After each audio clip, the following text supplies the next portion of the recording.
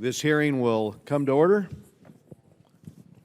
This morning, the committee once again welcomed Secretary of State John Kerry to consider the Department's budget request.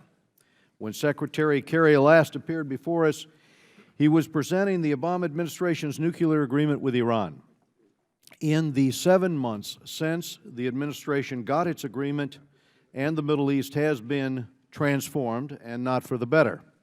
Now, with access to $100 billion in unfrozen assets and sanctions wiped away, Iran has instantly become the dominant country in the region.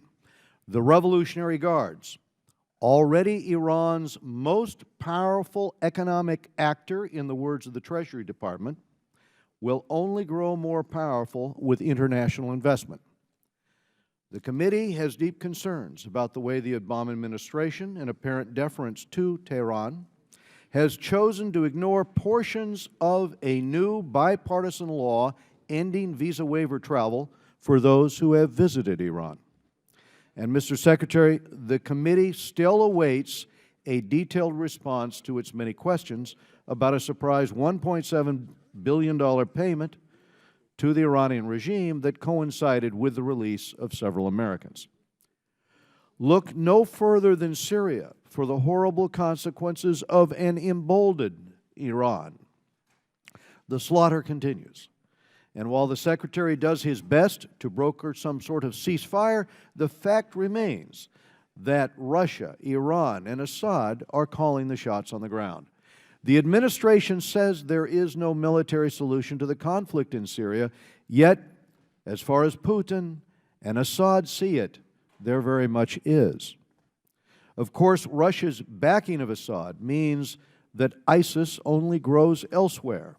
The ISIS JV team has gone global, capable of striking in Europe, in Asia, in Africa, and here at home. Some 50 ISIS-linked groups have carried out attacks in over 20 countries. In the failed state of Libya, ISIS has doubled in size. Now it has 6,000 fighters in Libya. Every day that ISIS advances, it draws recruits to plot new attacks abroad. The committee hopes to understand just what is the Department's strategy to counter violent extremism. Looking toward Asia, the committee met yesterday with the Chinese foreign minister and reminded him that the South China Sea must remain open to international shipping and that any disputes should be resolved peacefully. Even after the latest North Korean nuclear test, Chinese pressure on the regime in North Korea is weak. Fortunately, the President just signed into law this committee's North Korea Sanctions and Policy Enhancement Act.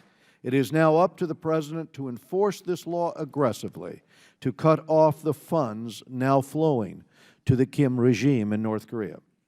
After years of congressional pressing, this budget does acknowledge the need to respond to Russia's weaponization of information and to ISIS propaganda. But the Broadcasting Board of Governors, the international broadcasting agency that your predecessor called defunct, remains in desperate need of an overhaul. And, Mr. Secretary, working together, we must fix this.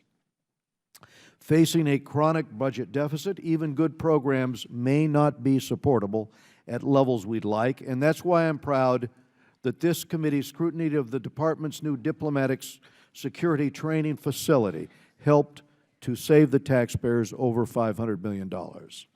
I now recognize the ranking member, Mr. Engel of New York, for any opening comments he may have. Thank you, Mr. Chairman and Mr. Secretary. As always, welcome to our committee.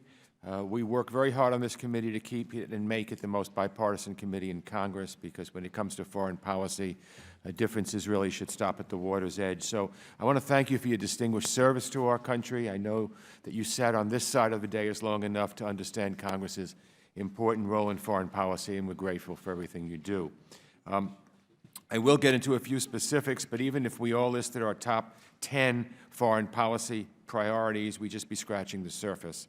I can never remember a time when so much was happening all at the same time, all at once. Because if you threw a dart at a map of the world wherever it landed, you'd find an American foreign policy interest. It might not be a top priority today because we focus mostly on the fires already burning out of control. But what happens if we don't provide resources in sub-Saharan Africa to help consolidate democratic gains? What happens to the Asia rebalance if we neglect U.S.-India security cooperation? What happens if we say tackling climate change and protecting the environment just need to wait? The issues we ignore today will be the fires burning out of control tomorrow. And one thing certain, stopping an ongoing crisis is a much costlier business than preventing one in terms of American dollars and often American lives. So we need a robust foreign policy. We need to invest in diplomacy, development, and foreign assistance in order to tackle all of these challenges. We need to make the case that modest investments today, just over 1% of the federal budget, will pay back huge dividends for our security and prosperity tomorrow. And we need to show that American leadership is always a sure thing, because if we're not doing this work around the world, no one else will. So let me turn to a few particulars. I know, and you know, Mr. Secretary, we must continue to hold Iran's feet to the fire. We must make sure that they adhere to the agreement, to the letter of the law. I'm glad the administration imposed new sanctions following Iran's ballistic missile test. We need to continue making sure Iran, again, is following its nuclear deal obligations to the letter. We also need to crack down on Iran's other destructive behavior. Iran continues stirring up trouble throughout the region, from sending IRGC commanders to Syria, to supporting the Houthis in Yemen, to spreading instability in Lebanon, to be the main supporter of Hezbollah. We need to do what it takes to curb Iran's ongoing mischief and support our allies and partners in the region, especially the State of Israel, which Iran poses an existential threat to. In Syria, even with the planned ceasefire, I don't foresee a quick end to the crisis, especially now that Russia has provided Assad another lifeline. The millions of refugees and displaced families desperately need humanitarian assistance, and we should support the administration's $4.1 billion request. But food and supplies won't end this conflict. We need to push for a political resolution to get Assad out of power and help the Syrian people start rebuilding. We also need a new AUMF, giving the President what he needs to defeat ISIS, while preventing another large-scale, open-ended commitment of American troops on the ground. Turning to Ukraine, as fighting again intensifies, we cannot take our eye off the ball. Today, Ukraine's top priority should be rooting out corruption and pushing reform, and we need to support these efforts. We need to work with Ukraine. We need to be a partner of Ukraine. A stronger, more prosperous Ukraine stands a better chance of turning Putin back. And speaking of Putin, we need to let him know that we will never acquiesce to his illegal occupation of Crimea, and his aggression in Ukraine will not be tolerated. So that's why I'm glad we're doing the right thing by bolstering NATO in Eastern Europe to deter further Russian aggression. And any talk of sanctions relief for Russia is premature so long as Ukraine doesn't control its own eastern border. But, Mr. Secretary, we must do more to counter Russian propaganda. The Chairman and I feel very strong about the fact that people in the Russian language sometimes only hear on the air what Putin wants them to hear, and they get a very unbalanced view, and we need to move in there and make sure that they get a balanced view. So here in our neighborhood, let me applaud President Obama for what he's done over the last year. We should support the President's billion-dollar request for Central America. If we're getting to the root causes of child migration from El Salvador, Guatemala, and Honduras, fewer children will attempt the dangerous trek. Our top ally in the region, Colombia, is nearing a historic peace agreement with the Revolutionary Armed Forces of Colombia, the FARC. Just as we've supported Colombia throughout this conflict, we should continue standing with Colombia's people and government as they build a peaceful future. Turning to Argentina, the new government's desire to work more closely with the U.S. is a good sign. Chairman Royce and I have urged the President to prioritize this relationship, and I'm glad the President's traveling there next month. Our policy on the Americas, in the Americas, brings me finally to global health. The Zika virus may soon touch nearly every country in the hemisphere, and the connection between Zika and the birth defect microcephaly creates even greater urgency. We should prioritize awareness efforts, including the risk of sexual transmission, and meet the needs for contraception. Women need the right tools and information to choose whether and when to have children, particularly with this virus running wild. More generally, we continue to see the importance of investing in global health. The President's budget request is strong, but we should focus on the right priorities. For example, tuberculosis is the world's #1 infectious killer, so I don't understand why the funding request from last year hasn't gone up. So, Mr. Secretary, I could go on and on, but I look forward to hearing from you on these and other concerns. Again, thank you, and I yield back, Mr. Chairman.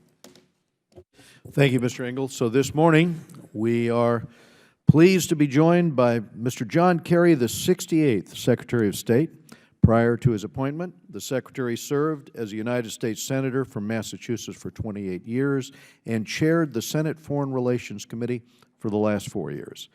And so, Mr. Secretary, welcome again. Without objection, the witness's full prepared statement will be made part of the record. Members here will have 5 calendar days to submit any statements or questions or any other material for the record. We want as many members as possible to have a chance to question the Secretary, and to accomplish that, I would just ask every member the witness, let's try to stick to the time limit, and that means leaving an adequate amount of time for the Secretary to answer your questions. So if we ask our questions succinctly and we get a succinct response, we can get through the members of the committee. And with that, we'll begin with a summary of, Mr. Secretary, your testimony. Thank you again. Well, Mr. Chairman, thank you very much. Ranking Member Engel, all the members of the committee, I'm privileged to be here to have a chance to present the 2017 budget and to answer your questions. And obviously, I know most of them will be sort of more with respect to policy, et cetera. But I will try to be very rapid in this opening. First, our request for resources this year, $50 billion, is equal, as Ranking Member Engel reminded everybody, to about 1% of the entire federal budget. 1 penny on the dollar is everything we do with respect to diplomatic security, development security, relationship security, all of the things we do with our embassies, AID, everything. And I would suggest very respectfully to the members of this committee, it is a minimum price for the leadership that we offer to the world, that we are currently engaged. I think, as the Chairman said, I can't remember a time where there are as many hotspots, as many difficult challenges because of the transformation taking place. And as a result, we are engaged in more places simultaneously than at any time that I can remember in my public life. The scope of that engagement is, frankly, essential to protect the interests of our country, to project our values, and to provide for the security of the United States.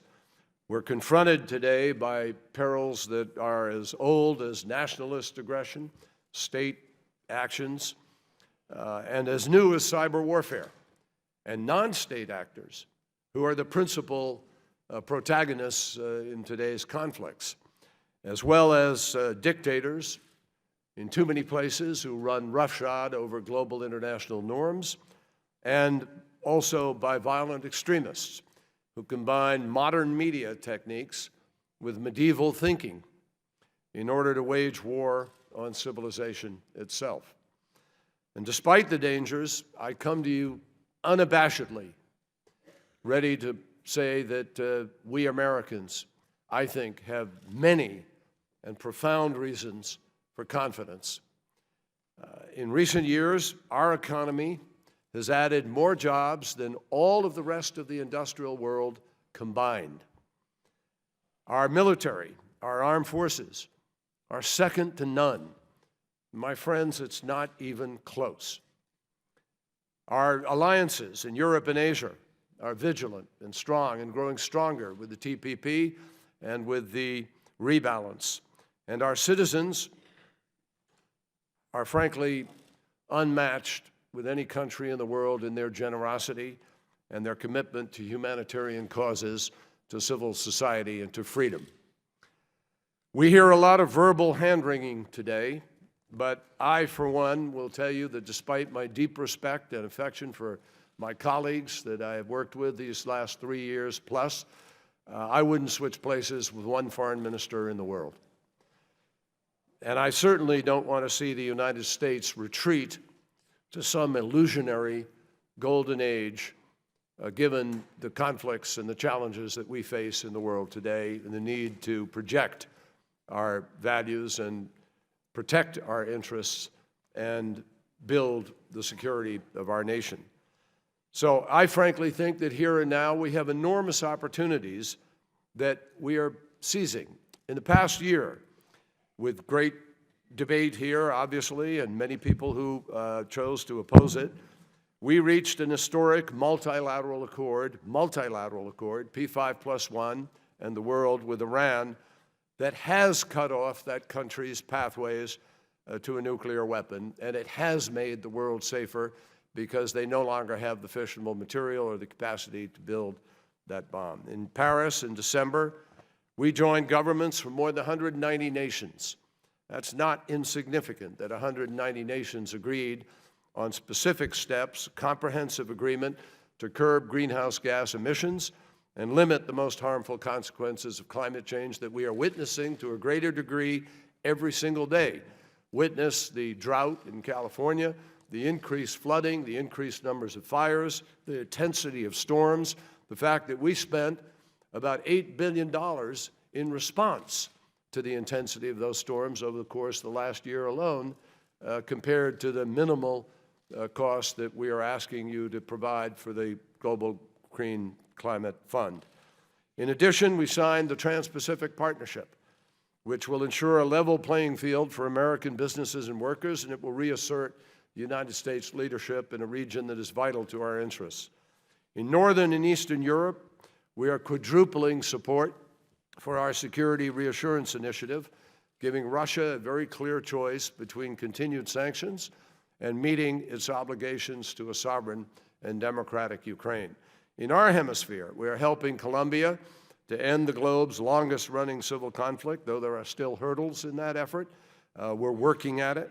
We're aiding our partners in Central America to implement reforms that will reduce the pressure for illegal migration.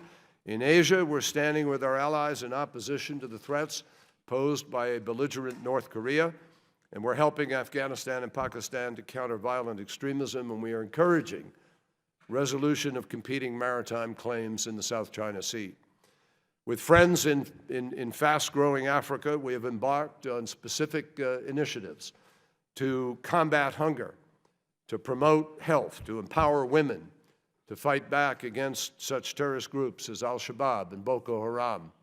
And of course, the administration recognizes that the threat posed by violent extremism extends far beyond any one region and will not be addressed simply by military means. So the approach we have adopted is a comprehensive and a long-term one. Diplomatically, we are striving to end conflicts that fuel extremism, such as those in Libya and Yemen. And we also work with partners to more broadly share intelligence. And as everybody here knows, we have forged a 66-nation coalition to counter Daesh, and we will defeat Daesh. I have no question about that. We've just moved with troops that we support on Sabati. We are making enormous progress there. We have, together with the enormous efforts of the Iraqi military, now liberated 40% of the territory that was held by Daesh. We're moving on Heat. We will eventually move on Mosul. We've cut off the road of access to Raqqa and Mosul. There are many other things happening that we can discuss in the course of the morning. We're assisting the government in Baghdad as it seeks to professionalize its security forces. And through the International Syria Support Group, which we formed and put together, we have helped design a plan that has resulted in the delivery of a possible cessation of hostilities to take place on Saturday. We have a team that will be working in Geneva and another team working in the next couple of days directly with the co-chairs, the Russians, in an effort to try to encourage that process to take hold. I will say that for the first time in years, 5 or 6 communities have received some 114 trucks of humanitarian assistance, and some 80,000 people now have supplies for a month that didn't have it a week ago before we were able to seal that agreement. And my hope is, though I know it's very difficult, No illusions about it. My hope is that we can work out a modality in the next few days that will see this actually take hold. We're calling on every eligible party to join in this effort, and we can talk more, obviously, in the course of the morning about our vision for the political settlement itself. So I just close by saying, Mr. Chairman, as everybody knows, this is the last budget of the Obama administration. The last one we will submit to this committee on behalf of American foreign policy and the national security of our country. There is nothing that I, as Secretary, or personally as a citizen, take more seriously than protecting the security of our country. I ask for the fair consideration for your counsel, your advice, your support, and backing for this budget and our initiatives. But above all, I just want to say thank you to all of you for the extraordinary privilege of being able to work with you in support of an agenda that I believe not only reflects the best hopes and values of our country, but I am convinced when you analyze the challenges of the world today, I believe this budget also reflects the best hopes of the world. And that's what America's leadership is all about. So I thank you, and I look forward to your questions. Thank you, Mr. Secretary. We're going to move as quickly as possible, keeping all members to 5 minutes so we can get to as many members here as we possibly can. Let me start with the observation that since just last month, Mr. Secretary, we've seen major foreign economic developments in terms of investment in Iran, $20 billion on the part of Airbus, $500 million to modernize a car factory from Peugeot. We see French and Italian energy companies investing billions to revive the oil and gas infrastructure. These companies are government-backed, many of them, and we have Chinese and we have Russian investment. In the face of this flood, isn't snapback really just an empty threat? Hasn't the dam broken? Not at all, Congressman, Mr. Chairman, not in the least. Every country that you've just mentioned, China, Russia, France, Britain, Germany, are all agreed and signed up to and have voted for a United Nations resolution that says snapback will take effect if Iran were to engage in an egregious, unsolvable violation of the JCPOA. But in the meantime, Mr. Chairman, they are going to do what they are permitted to do under the agreement, which is do business in terms of Iran, and hopefully those links will ultimately result in transformation to some degree. Now, I would ask all of you to ask a question. Why isn't it Boeing? Why isn't it General Motors? I sat next to the chairman of General Motors the other day in Davos, Switzerland. They're sitting there watching Peugeot go in and others. We can't do that. Why? Because we still have a sanctions regime against Iran on our embargo because of our other issues. Because of ballistic missiles and because of their support for terrorism. That's correct, Mr. Chairman. But we can't sit here and complain about other people doing what they're allowed to do when we ourselves prevent ourselves from doing certain But things. the major economic actor, from the standpoint of members of this committee or many of us, is the IRGC, is the Iranian Revolutionary Guard Corps. And we see them on the march. We see them in violation of another UN sanction, not only working on their ICBM programs, but also carrying out terrorist activities. So given the stock you're putting in the snapback provision, are you asking Congress to renew the Iran Sanctions Act? Because that's going to expire. That's going to expire at the end of this year. This is the foundation of the sanctions regime. If it expires, there is nothing to snap back. No, it's not accurate, Mr. Chairman. We have all the snapback power that we need without the ISA. I'm not saying, not do it, but I wouldn't advise that right now for a number of reasons. We've just announced implementation day. Whatever we do with respect to the Iran Sanctions Act, my colleagues, friends, should be really done in the light of what we know is happening or not happening in the context of implementation and Iran's behavior going forward. Now, it's too early to measure all of that.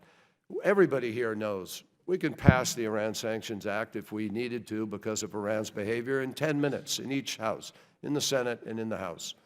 There's no rush here, number one. Number two, the president has all the power in the world through the Emergency Economic Powers Act to be able to implement. That's what we did to implement many of the sanctions we've put in place. The executive orders are empowered under that and the power of the presidency, not, you know, Let me close, though, with an observation. they're not dependent on the ISA. That's I my understand that point, but when you say there's no rush here, let me point that in terms of the Iranian behavior, there is very much a rush towards the mass production of an ICBM program, and we're witnessing this. There is a rush on their part. There was a rush into Yemen with militia. There was a rush into Syria with Quds forces and with proxies from Iran.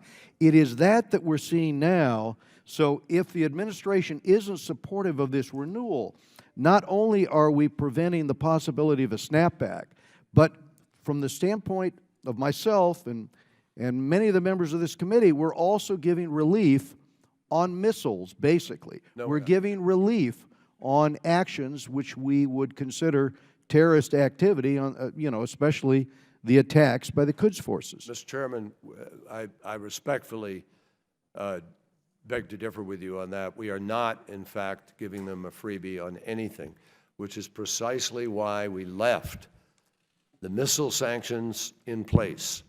The arms sanctions are in place. The sanctions on terrorist support are in place. The sanctions on human rights are in place. They are separate from the JCPOA, and they were purposefully separated in the context of these negotiations to protect our ability to be able to push Iran if they engage in those activities. Now, we just sanctioned Iran. On January 16th, we sanctioned 3 entities and 8 individuals for their support for the missile activities. And we have made it very clear to Iran that if it chooses to engage in those activities going forward, there will be further activity. So we haven't. Now, and secondly, Mr. President, Mr. Chairman, we haven't lost our ability to put the sanctions in place or snap back. As I said to you, they are not reliant. That power is not reliant on the Iran Sanctions Act. My time has expired, so I'm going to go now to Mr. Elliott Engel, the ranking member of this committee. Thank you, Mr. Chairman. Mr. Secretary, I'm going to throw out a few things and ask you to comment on them. First of all, to continue on Iran, what steps are we taking and will we take to combat Iran's support for terrorism and other malign activities? What are we doing to make sure that Israel will be safe as Iran rearms and continues to arm Hezbollah, which threatens Israel? With Ukraine, Russia's challenging our NATO allies across the continent. I'm encouraged by the President's commitment of significant additional resources to the defense of Europe, but I still think we need to do more. NATO needs to permanently station a brigade in Poland and the Baltic states, and every ally needs to get above the 2% requirement for their defense spending. So I'm hoping that the administration will permanently commit more troops to the defense of Europe and press our allies to more adequately share the burden of their defense. I'd like to ask you what the administration thinks will happen next and what we're doing vis-a-vis North Korea. And finally, I want to talk about Pakistan, because I'm concerned that Pakistan continues to play a double game, fighting terrorism that has a direct impact inside Pakistan and supporting it in places like India and Afghanistan, where Pakistan believes such a policy furthers its national interests. So what are we doing about that? How does our assistance support or hinder our hope that Pakistan begins to fight all terrorists? Well, Mr. Ranking Member, let me try to address those as quickly as I can. On Iran, let me just inform everybody here that the IRGC has actually pulled its troops back from Syria. Ayatollah Khamenei pulled a significant number of troops out. Their presence is actually reduced in Syria, number one. Number two, that doesn't mean that they're still not engaged and active in the flow of weapons from Syria through Damascus to Lebanon. We're concerned about that, and that is an ongoing concern. The other thing is that this money, I keep hearing this figure of $100 billion, $150 billion. Iran is not going to get 100 or 150 billion, certainly not in the near term. And that figure is not accurate. It's more, our estimates are somewhere in the vicinity of 50 to 55 billion at some point in time, but it's way below that right now. And in fact, they are complaining about the slowness with which there has been a process of repatriation. So I urge you to go to the intel piece, get the intel briefing on what has happened with the RGC and what is happening with the flow of money. Now, with respect to Iran's behavior in the region, we have been deeply engaged with our GCC friends, and I've had 3 or 4 meetings now with them since last summer when they came to Camp David. Since then, I'm meeting with them again shortly. We've engaged in a major plus-up of our military exercise, military cooperation, military support. We are joining with them in an active effort to push back against other activities. We're part of the coalition that has been supporting the Saudis and the Emiratis and others who've pushed into Yemen to protect Saudi Arabia against the Houthi. And I believe we may even now, as a result of those efforts, find a ripeness in a political process that might be able to help resolve that. On Syria, Iran has come to the table, together with Russia, to agree to 2 communiques in Vienna and a United Nations Security Council resolution outlining a framework for the political resolution of Syria. Now, I'm not here to vouch for the words, but I'm here to say to you there is at least a framework on paper which we are now following with hopes of getting back to the discussion in Geneva in the next week with the support of Iran and Russia. Now, we're going to have to put that to the test. We're not sitting here saying it's going to happen automatically, but if there's going to be a political settlement, the only way to get there is with the agreement and consent of all the parties. All the stakeholders are at the table for the first time. So we're hopeful that we can press that forward and at least come to you with a notion in a matter of months, weeks. They're either serious or they're not.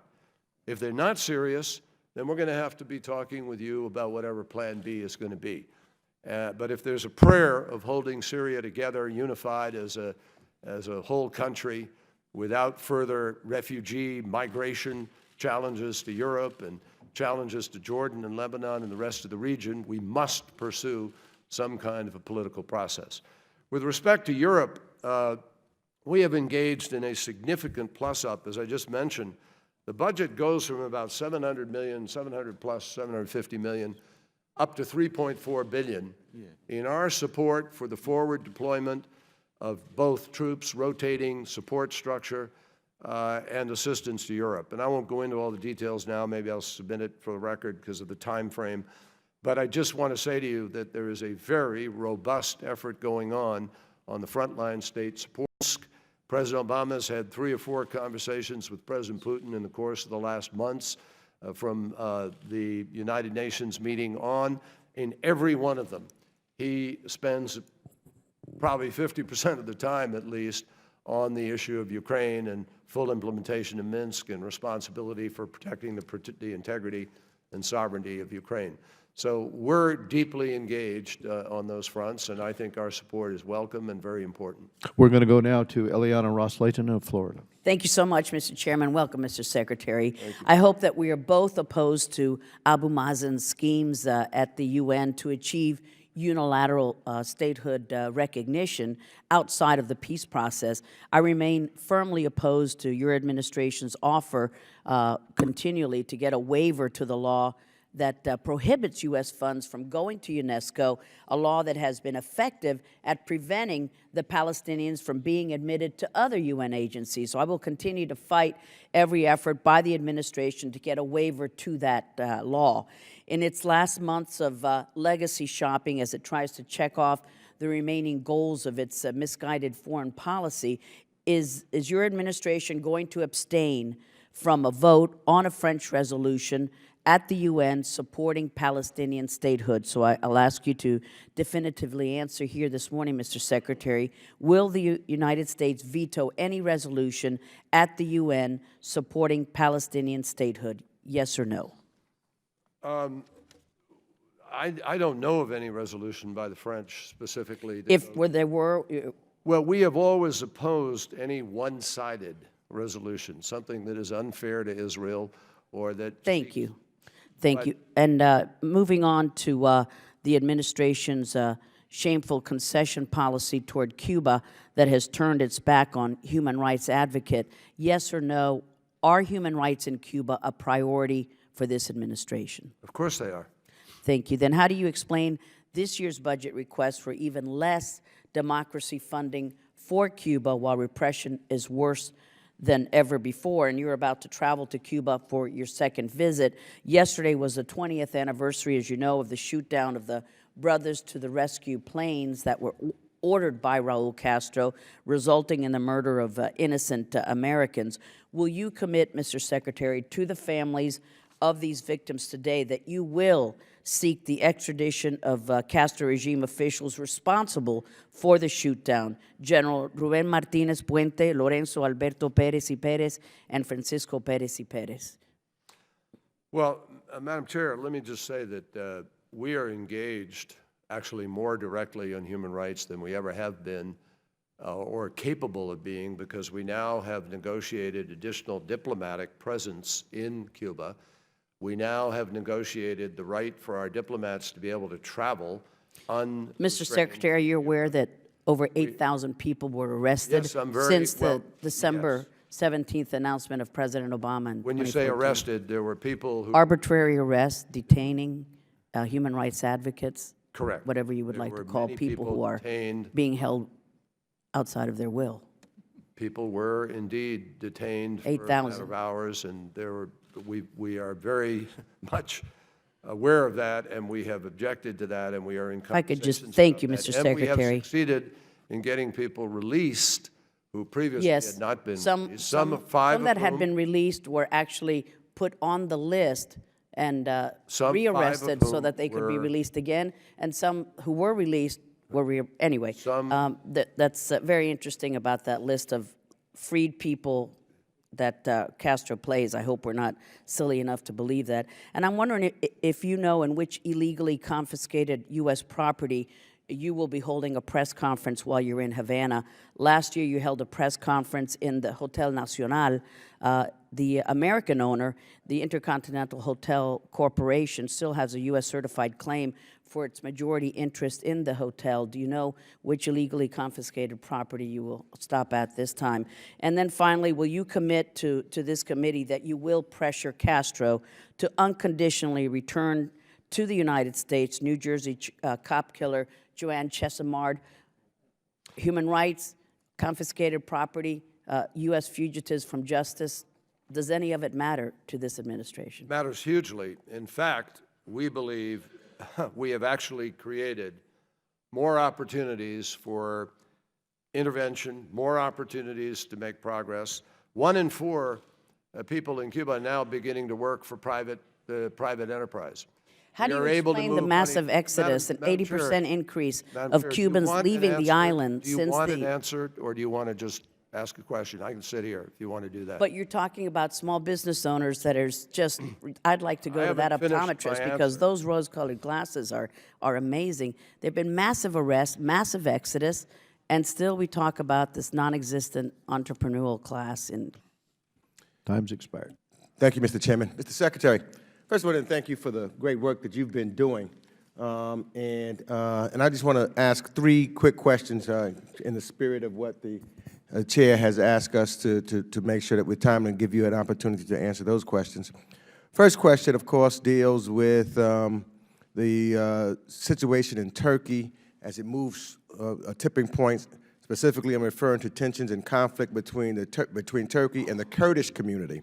And I think the details are important because we're working well with the Syrian Kurds, the YPK, in the fight against ISIL. But nevertheless, the rising tensions between the Kurds and Turkey have deepened, particularly since the tragic events in Ankara. And so my question basically there is, how has Turkey's tensions with the Kurds affected our ongoing fight against Daesh and the end of the humanitarian strategy there, and what role, if any, can the United States play in helping with the Kurdish question? Secondly, different part of the world, as you've also indicated in your opening statement, I'm delighted that, you know, we was able to share the 15th anniversary of Plan Colombia with President Santos here. And now we're talking about Peace Colombia, which I think is tremendously important as we hopefully get to an end of that situation there. But I'm concerned about how we make sure that African Colombians and indigenous are included in the $450 million that's there. And finally, you also mentioned that we have concluded the negotiations in Asia on TPP. And if we do not vote here in the United States to support the administration's negotiations, what setbacks, if any, will it have for us in the region, whether it's dealing with our allies and friends that are part of the agreement vis-a-vis China, and will they have a strategic advantage over us?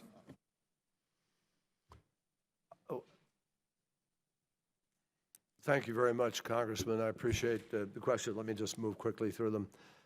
Turkey is our ally, NATO ally. We work very closely with Turkey. Obviously, Turkey has a border with Syria, and Turkey has enormous interests in what is happening there. We are very sensitive to this challenge of their concern about the PKK, their concern about the links of the PKK to the YPG and so forth.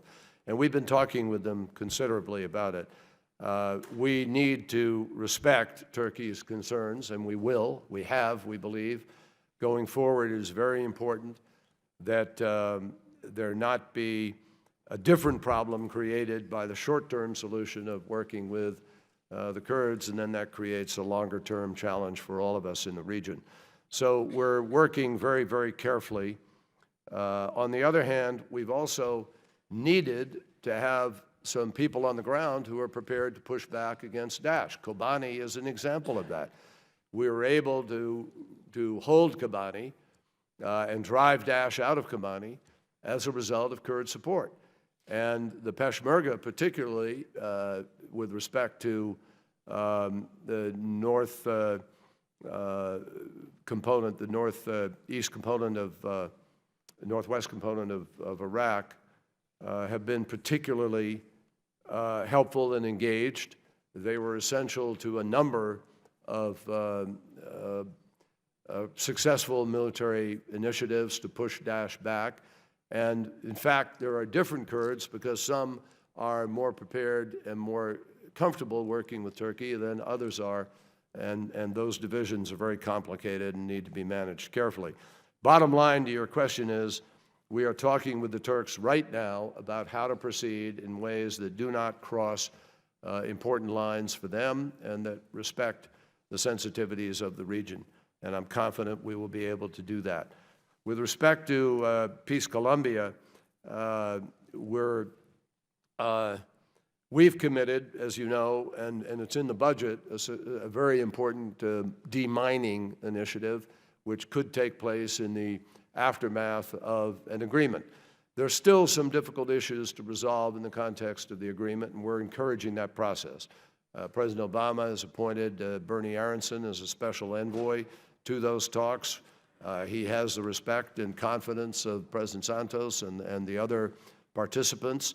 I may well be meeting with some of them shortly in the next days, depending on how events flow.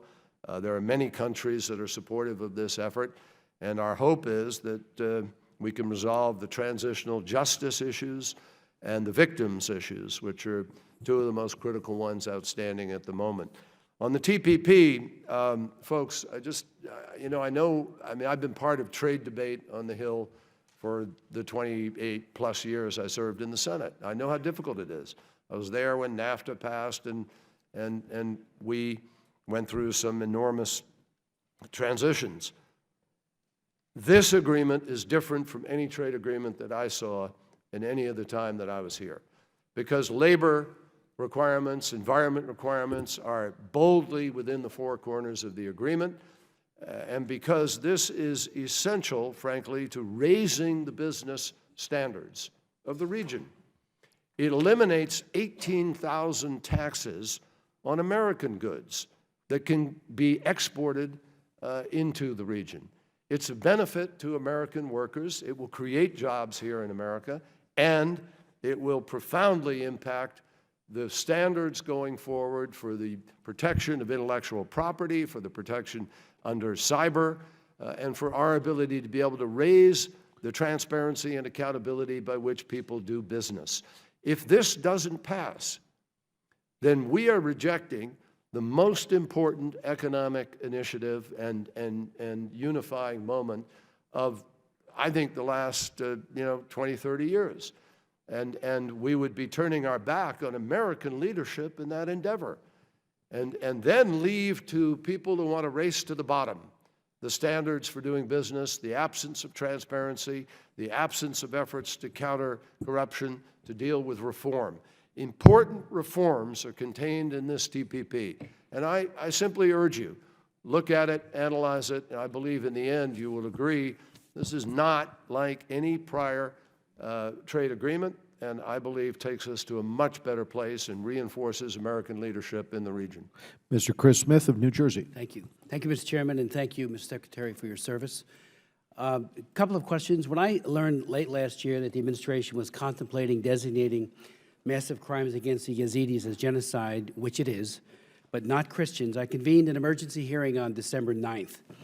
Mirza Ismail, chairman of the Yazidi Human Rights International, testified that the Yazidis were on the verge of annihilation, but also said the Yazidis and Christians face this is his quote, face this genocide together. Chaldean Bishop Calabat testified, and I quote him, Christians have encountered genocide and the Obama administration refuses to recognize their plight. Dr. George Stanton of Genocide Watch testified, failure to call ISIS's mass murder of Christians, Muslims, and other groups in addition to the Yazidis by its proper name, genocide, would be an act of denial as grave as U.S. refusal to recognize the Rwandan genocide in 1994. My first question is, when and will Christians and other minority faiths be included in a genocide designation? And secondly, because I know I only got 5 minutes, last year a Reuters investigative report, it was a very incisive report, and without objection I would ask it to be made part of the record, found that Tier 3 recommendations made by the Trafficking in Persons Office experts in 14 instances, including Malaysia, China, Cuba, India, and Oman, were rejected further up the chain of command at state and artificially given a clean bill of health for other political purposes. I convened a hearing. Kerry Johnston testified in November. I asked a lot of pointed questions about who made these decisions, were there other political factors involved. She was very tight-lipped, very good person, but did not convey information. Can you assure us, because the new TIP report will be coming out very shortly, that won't happen again this year? The credibility of the TIP report in speaking truth to power and defending victims against these heinous crimes of sex and labor trafficking, as you know, because you are a very strong supporter of it as a senator and, of course, as Secretary of State. We've got to get the book right. What you do with that is all up to the administration in terms of penalties and sanctions, but the book has to speak truth to power by getting it right. 14 instances. Can you respond? Yes, I can, and I will respond. I'm responsible for that report. I accept responsibility for that report. I made the decision about Malaysia, and I made it strictly on the merits. And in fact, Malaysia has made improvements. It has increased prosecutions. It has increased its investigations. It has passed amendments on anti-trafficking. It has passed amendments on providing better law enforcement protection.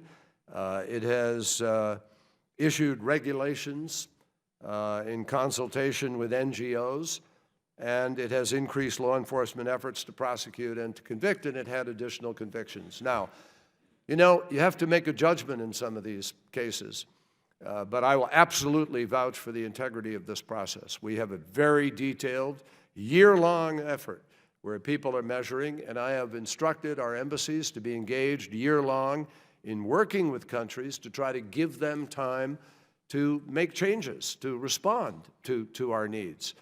Sometimes you are better off working with, encouraging, and getting people to do something than just slamming them in a report and finding that they say, well, to hell with them, and they walk away and they don't respond. We've found, in the case of Malaysia and some other countries, we've actually been able to make progress. But I can assure you, this report will demote somebody who deserves to be demoted, and we'll call it as we see it. And I don't think anybody, but I'm responsible for that With judgment. respect, Cuba, China, Oman, we were told that Oman, because they helped on the negotiations with Iran, Cuba, because of the rapprochement that's occurred, and China, when it comes to sex trafficking, because of the missing girls, tens of millions of missing girls, has become the ultimate magnet for pimps who are turning women into commodities and selling them across borders into China. It is, I believe, the worst violator in the entire world in terms of the massive numbers. So I would hope China would be looked at. And again, on the Christian designation, if you could just speak I'll to come back to right that. outside. I do want to speak to that very much. But let me just say to you, each of these are real judgments that we make, that I make ultimately.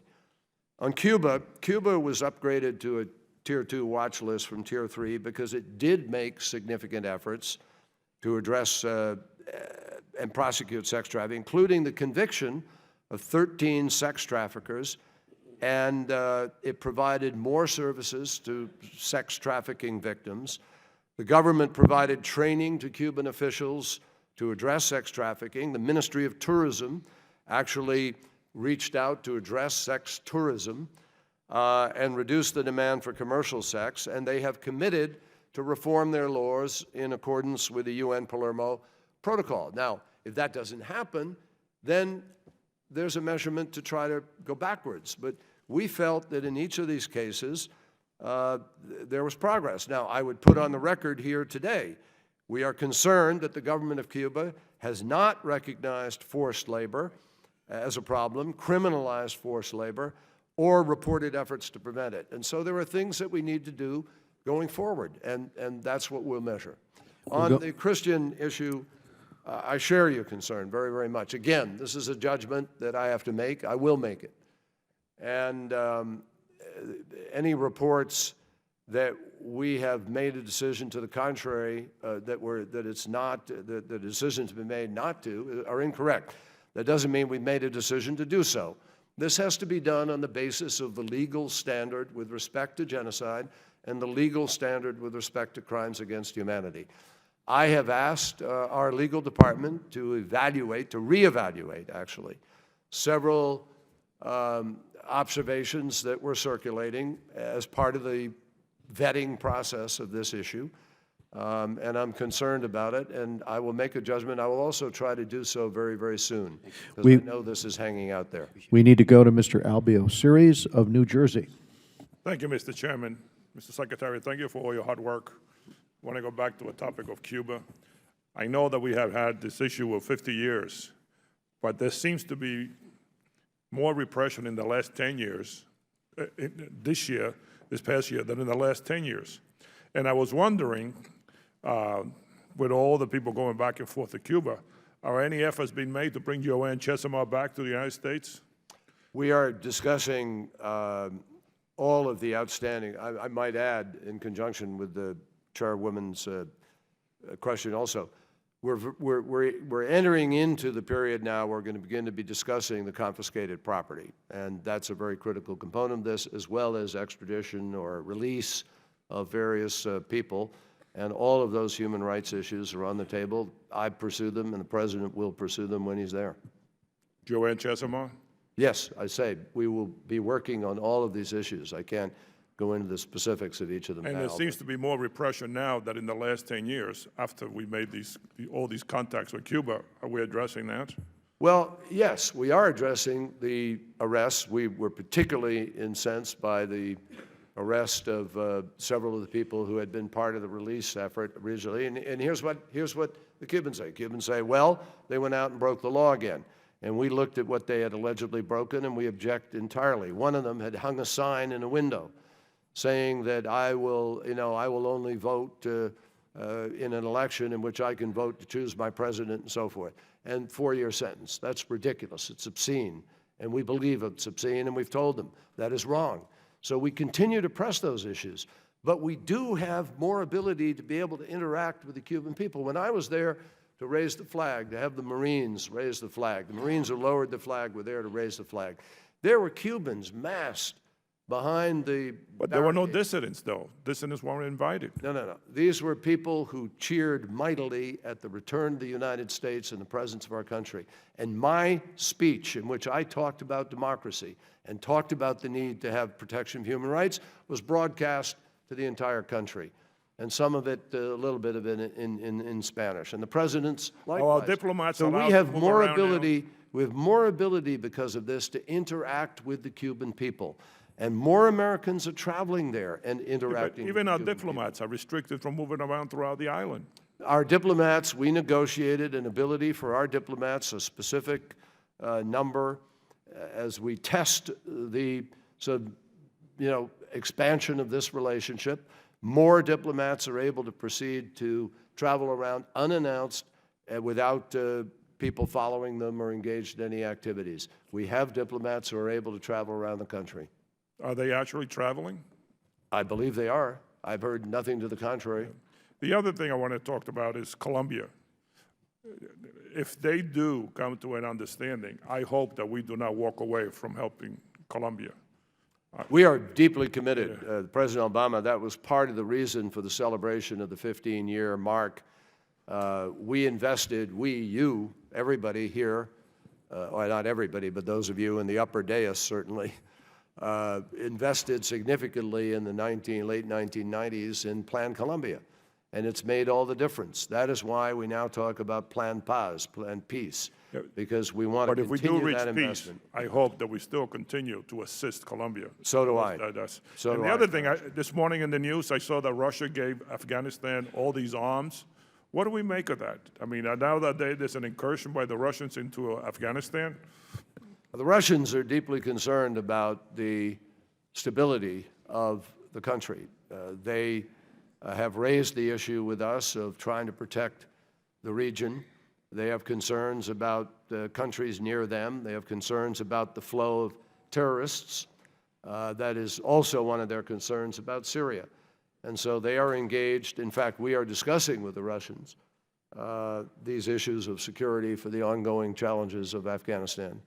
so were you aware that they were going to give these arms to Afghanistan? We know that they're supporting the Afghan This morning, government. that was in the news this morning. Are you they talking about gave- the Afghan government or the? Yeah, they gave 10,000 Yeah. rifles, whatever, Yes. arms to, Yes, we support that. okay. Thank you, Mr. Secretary. Thank you. We now go to Mr. Dana Rohrabacher of California.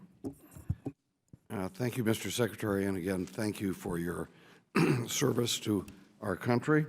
You work very hard for us, and while we have some disagreements, policy disagreements, you have our respect and our gratitude. So first of all, let me mention then some of these issues that we may have disagreement on. When you say that the decision will be made very, very soon to act on the idea of whether Christians and Yazidis are targets of genocide, let me just note, this has been going on. We've been seeing this now for well over a year, of probably several years now, of the slaughter of Christians in the Middle East. And for us to not have made a decision, and that we're making the decision, but that decision hasn't been made yet, is unacceptable. We're talking about the lives of tens of thousands of people who are being brutally slaughtered, targeted for genocide. I have a bill, H.R. 4017, and the President has commented that it would just be giving preference to Christians. Is it preference to give, is it wrong to give preference to people who are targets of genocide and say we're going to save them, realizing that they are the ones who are most likely to be slaughtered? No, this decision has to be made strictly, and it has to be made quickly, and I understand that. But I think I only had the first discussion come to my desk on this in terms of the legal interpretations a couple of weeks ago. And that's when I immediately initiated some reevaluation, which I'm looking at, and I can tell you I want to do this as quickly as I can. Well, let me just suggest that having this come to your attention only weeks ago. Well, it has to go through, it's- it requires, Congressman, it does require a lot of fact gathering. I mean, you have to get the facts from the ground, more than just anecdotal. Mr. Secretary, the whole world knows that Christians are being slaughtered in the Middle East. It's clear. It's time for America to act, and the excuse that we've got to study it, we've got to ask the lawyers what the wording is this really preference or not? It's unacceptable, and I would hope that your word that is going to be acted on very soon, we're going to hold you to that. So, second, about the idea here, do you agree with some of the administration officials that claim that Russia is a greater threat to our national security than is radical Islamic terrorism?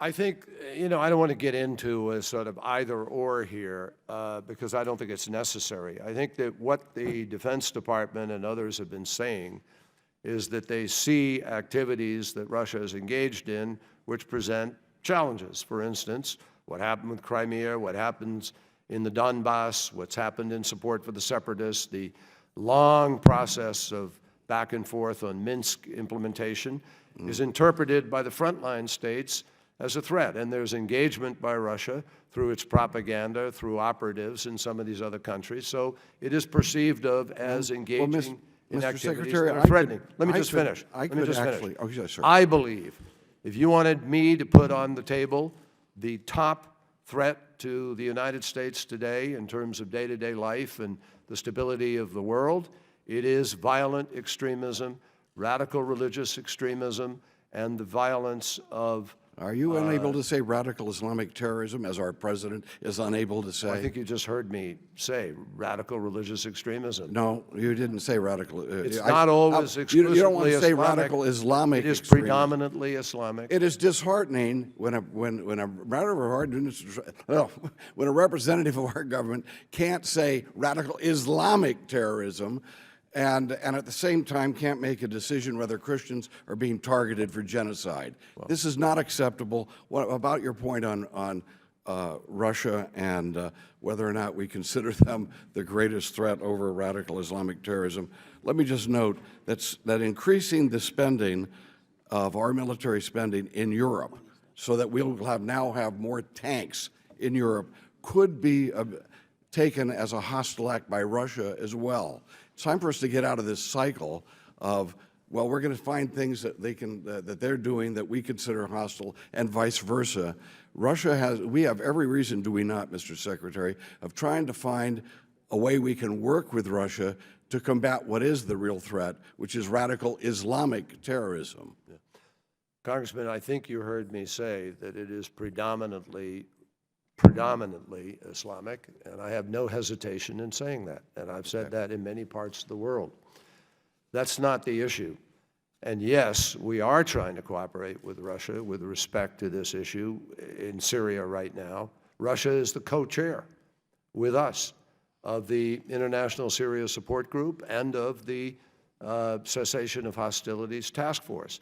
And we are working very closely on the Countering Violent Extremism initiatives, which President Obama has led in the UN and elsewhere in convening people to work against violent extremism on a global basis.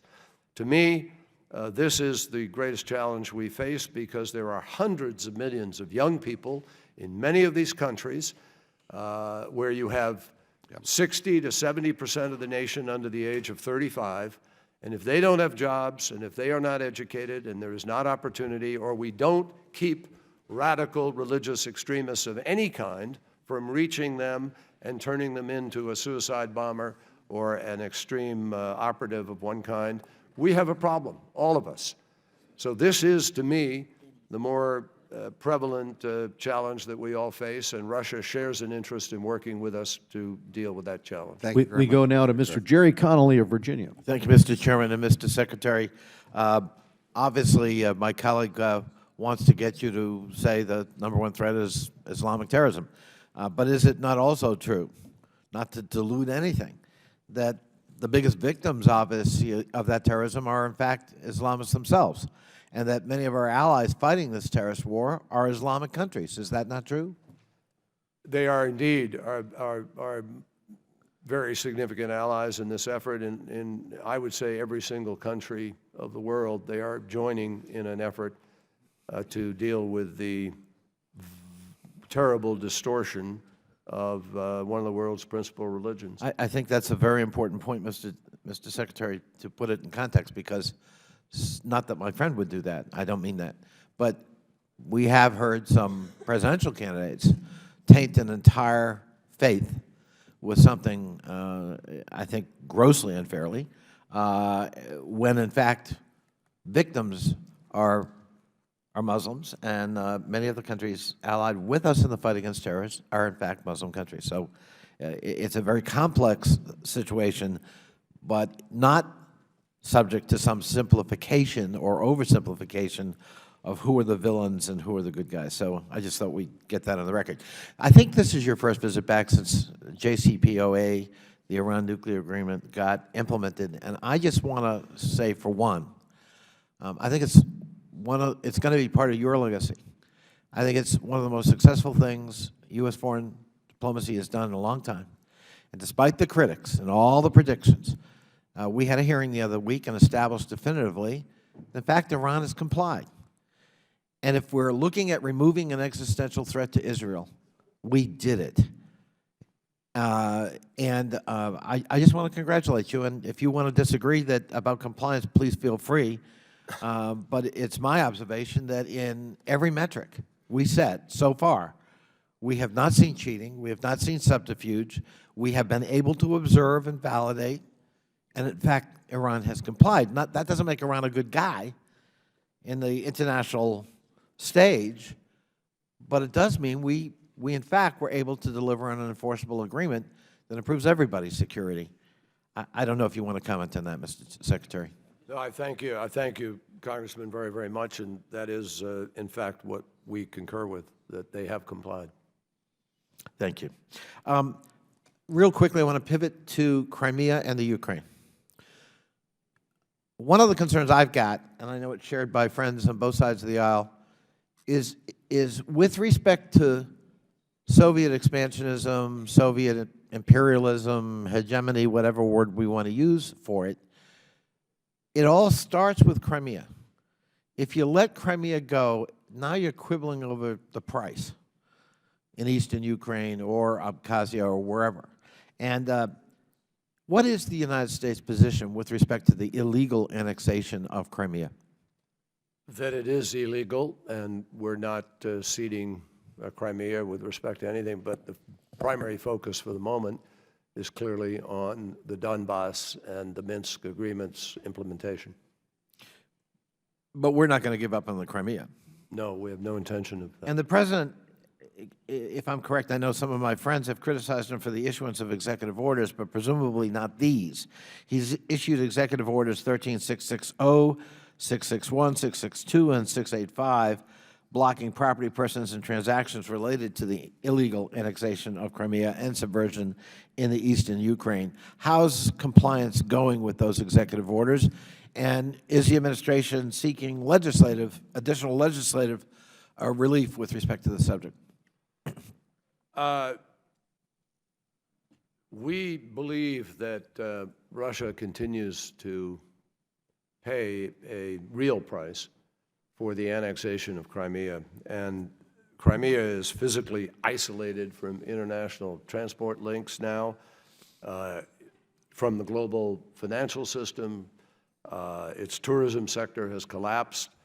It remains unable to provide full, significant electricity to its population, and inflation has completely erased any potential of the Russian promises of better standard of living for the people. Now, it's obviously tragic for the people of Crimea.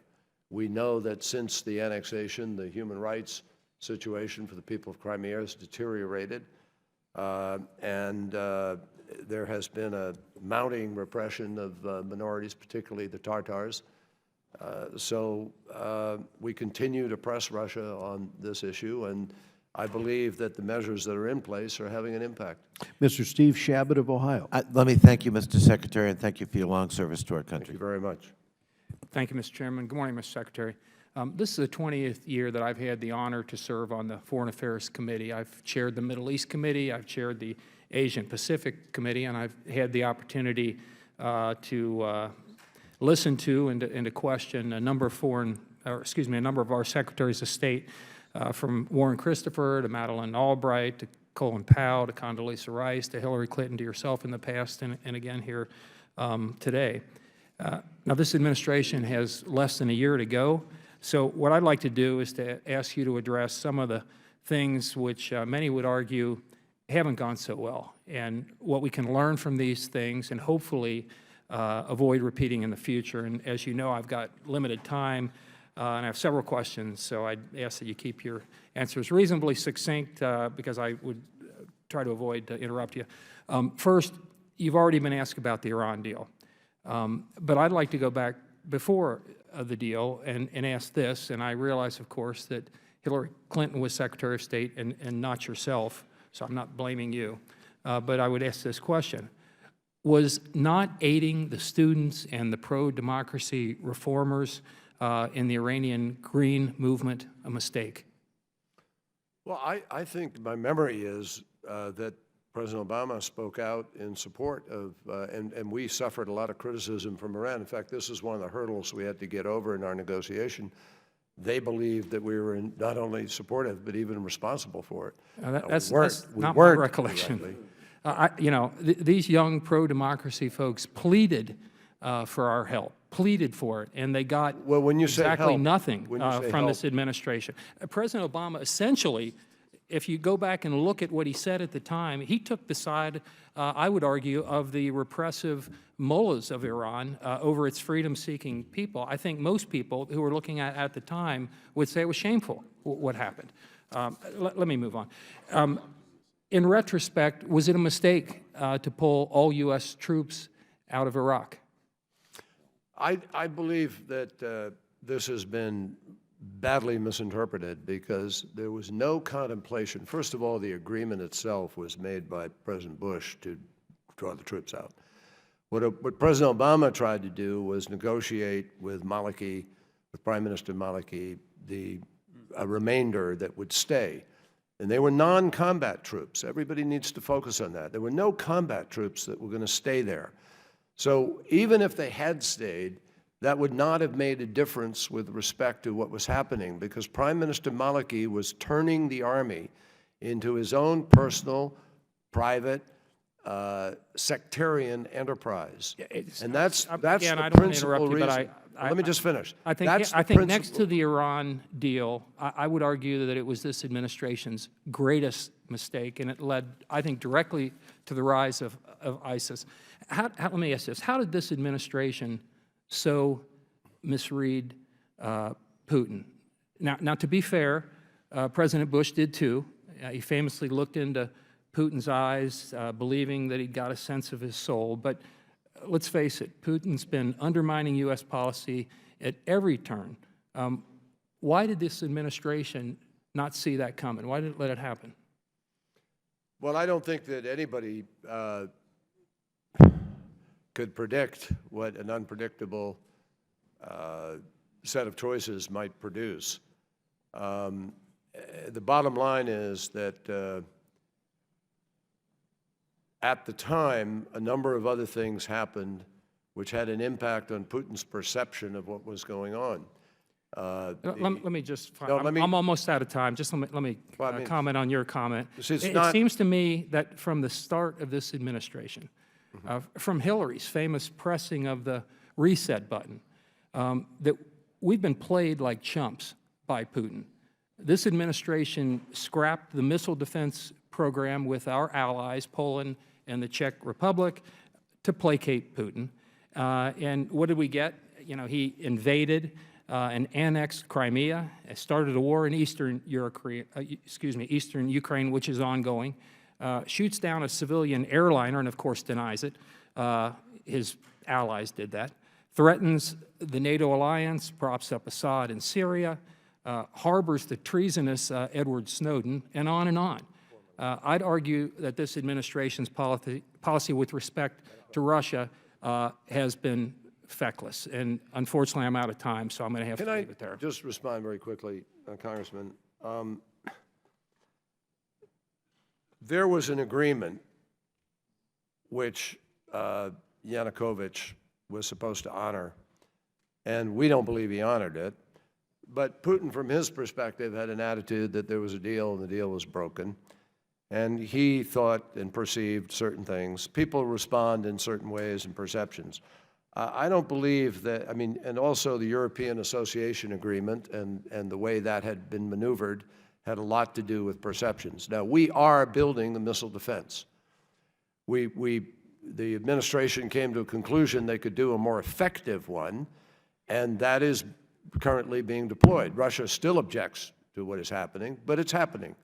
So nobody pulled back from doing something as a consequence. Nobody's been played for a chump.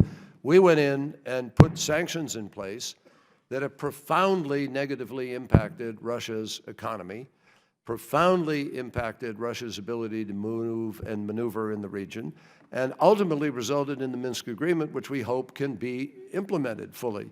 If it is implemented fully, our policy will have in fact been successful, because Russia will not have taken over all of Ukraine, not even the eastern part, where the separatists will then still be part of Ukraine and in an arrangement with the government in Kiev. So I just don't agree with your conclusion there. And I also think that if you look, Russia's cooperated with the United States on the Iran agreement. Russia cooperated with the United States in getting the chemical weapons that were declared out of Syria. Russia has cooperated with the United States and the Syria International Support Group and the Vienna process, and now in an effort to try to fight against Daesh We need to go to Mr. So Ted Deutsch of Florida. It's just not, you know, the point I'm trying to make is it doesn't lend itself to just one judgment. This is more complicated and, for better or worse, more nuanced than some of these conclusions allow for. Mr. Ted Deutsch of Florida. Thank you, Mr. Chairman. Mr. Secretary, thanks for being here. Thanks for your service to our country. Mr. Secretary, I had the pleasure this morning of spending some time with Amir Hekmati. As you know, Bob Levinson's my constituent, and it's wonderful to see Amir, and I'm thrilled for the Razayan and the Abedini families, but I just want to urge you to continue to press with the utmost, the greatest sense of commitment and urgency to bring Bob home to his family. I'm grateful for you raising this issue. I just urge you in the strongest way to really continue to push. I'd like to talk about the Iran agreement without making judgments about whether it's the greatest achievement ever or the worst thing that's ever been done. I think this is a 15-year term. We're 5 months since it was signed. We just had the implementation day. A lot of us, whatever side we were on before, want to see this succeed. So I want to focus just specifically on the snapback provisions, which had come up earlier, both the international snapback of international sanctions and the snapback of domestic sanctions. On the international, the tests of the ballistic missiles by Iran clearly violate the Security Council resolution. Ambassador Power, to her credit, took this to the Security Council. The Security Council has kicked it to the Sanctions Committee, as I understand it. And the question is if in what is, in this case, a clear violation can't be sanctioned at the international level. I commend you and the administration for taking action as the United States against these 3 entities and 8 individuals. But at the international level, if the Security Council can't act when there's a clear violation like this, over the term of this agreement, why shouldn't we have concerns, or how do we address the concerns that they'll never be able to act when there's a violation? That's with respect to international. On the domestic front, you talked about the Iran Sanctions Act and the reauthorization of the Iran Sanctions Act. I just wanted to go back to a story that was in Politico last summer, in August, in the midst of the heated discussions about the JCPOA. A senior official told Politico, and I quote, "We absolutely support renewal of the Iran Sanctions Act. It's an important piece of legislation. We want to discuss renewal with Congress in a thoughtful way at the right time. Now is not the time, as the ISA doesn't expire until next year, and because we are focused on implementation. We will have plenty of opportunity in the coming months to take part in the deliberate and focused communications with Congress on this important topic." The deal's now been signed. Implementation day has now come and gone. It is 2016, the year in which this is going to expire. Mr. Secretary, if not now, when? When will we have these discussions that the administration was committed to having last summer? Well, Congressman, first of all, on Bob Levinson, I understand completely. I just met with the family recently, and I completely understand the tension, the feelings, and the disappointment that they feel. They see people come back, and Bob is not among them, and they don't have answers yet. But we have put a process in place as part of the actual agreement that we reached, whereby he is very much front and center in terms of our following through to trace every lead there is and to be personally engaged. I don't want to go into greater detail, but I shared with the family some of the things that we plan to do, and we will, in fact, we are doing them. Thank you. With respect to the UNSCR, you asked about the missiles. Does it have a meaning somehow that we're not going to do what we've said we're going to do? And the answer to that is no. The missiles were left outside of JCPOA. JCPOA stands by itself. The missiles are a separate track. The arms are a separate track. And we purposefully did not want to confuse the implementation and accountability for the implementation with these other things. So that's why we put additional sanctions on because of the missile launch on 3 entities and 8 individuals. Now, you raised the question about 2016, if not now, when? Well, now is a good time sort of to have the discussion. This is part of the discussion. We're having it here today. And I'm saying to you that we should be informed in whatever we choose to do on the ISA by how well the implementation goes, by how necessary it is to be thinking about the concern about the application of the sanctions. We don't need, excuse me, we don't need the ISA to be able to have snapback. I'm sorry, I'm out of time, but I just wanted to ask, is one of the reasons that there is a hesitation to go forward now, even after implementation day, is that Iran is going to view this as, interpret this as some sort of violation of the agreement, which clearly it's not? No, I think that it's on its face exactly what I just described to you. There's no rush. We know we can pass whatever we would need to very quickly, number one. Number two, we want to be, in whatever we decide to do, whatever message it might send, ought to be advised by the efficiency and effectiveness of the way this has been implemented, so that whatever we're putting in it is in fact rational and related to the process itself. As you yourself just said, we're only a few months into it. Let's get into it. There's plenty of time here, and see where we are. We go now to Mr. Joe Wilson, South Carolina. Thank you, Mr. Chairman, and thank you, Mr. Secretary, for being here. I'm very grateful that Speaker Paul Davis Ryan has provided shocking admissions of how Iran will use sanctions relief to fund terrorism, which I believe the American people needs to know puts families at risk. On January 21st, Mr. Secretary, you admitted, quote, "I think that some of the funds from the sanctions relief will end up in the hands of the IRGC or other entities, some of which are labeled terrorist," end of quote. This is sad, Mr. Secretary. Iran is widely recognized as the world's leading state sponsor of terrorism, supporting groups like Hamas and Hezbollah that are responsible for murdering hundreds of Americans. It therefore should come as no surprise that at least some of the $100 billion in sanctions relief granted under the nuclear agreement will be used to finance terrorists. You are not alone in this assertion. In fact, several key Obama administration officials, including the President himself, have made the exact same admission. Quote, "Do we think that some of the sanctions coming down, that Iran will have some additional resources for its military, for some of the activities in the region that are a threat to us and a threat to our allies? I think that is a likelihood that they've got some additional resources." End of quote. President Barack Obama. Also, quote, "We should expect that some of the portion of the money would go to Iranian military that could potentially be used for the kinds of bad behavior we've seen in the region up to now." End of quote, from National Security Advisor Susan Rice. Also, quote, as Iran's behavior, the United States is under no illusions. This agreement was never based on the expectations that it would transform the Iranian regime or cause Tehran to cease contributing to sectarian violence and terrorism in the Middle East. End of quote. Undersecretary of State for Political Affairs Wendy Sherman. We agree.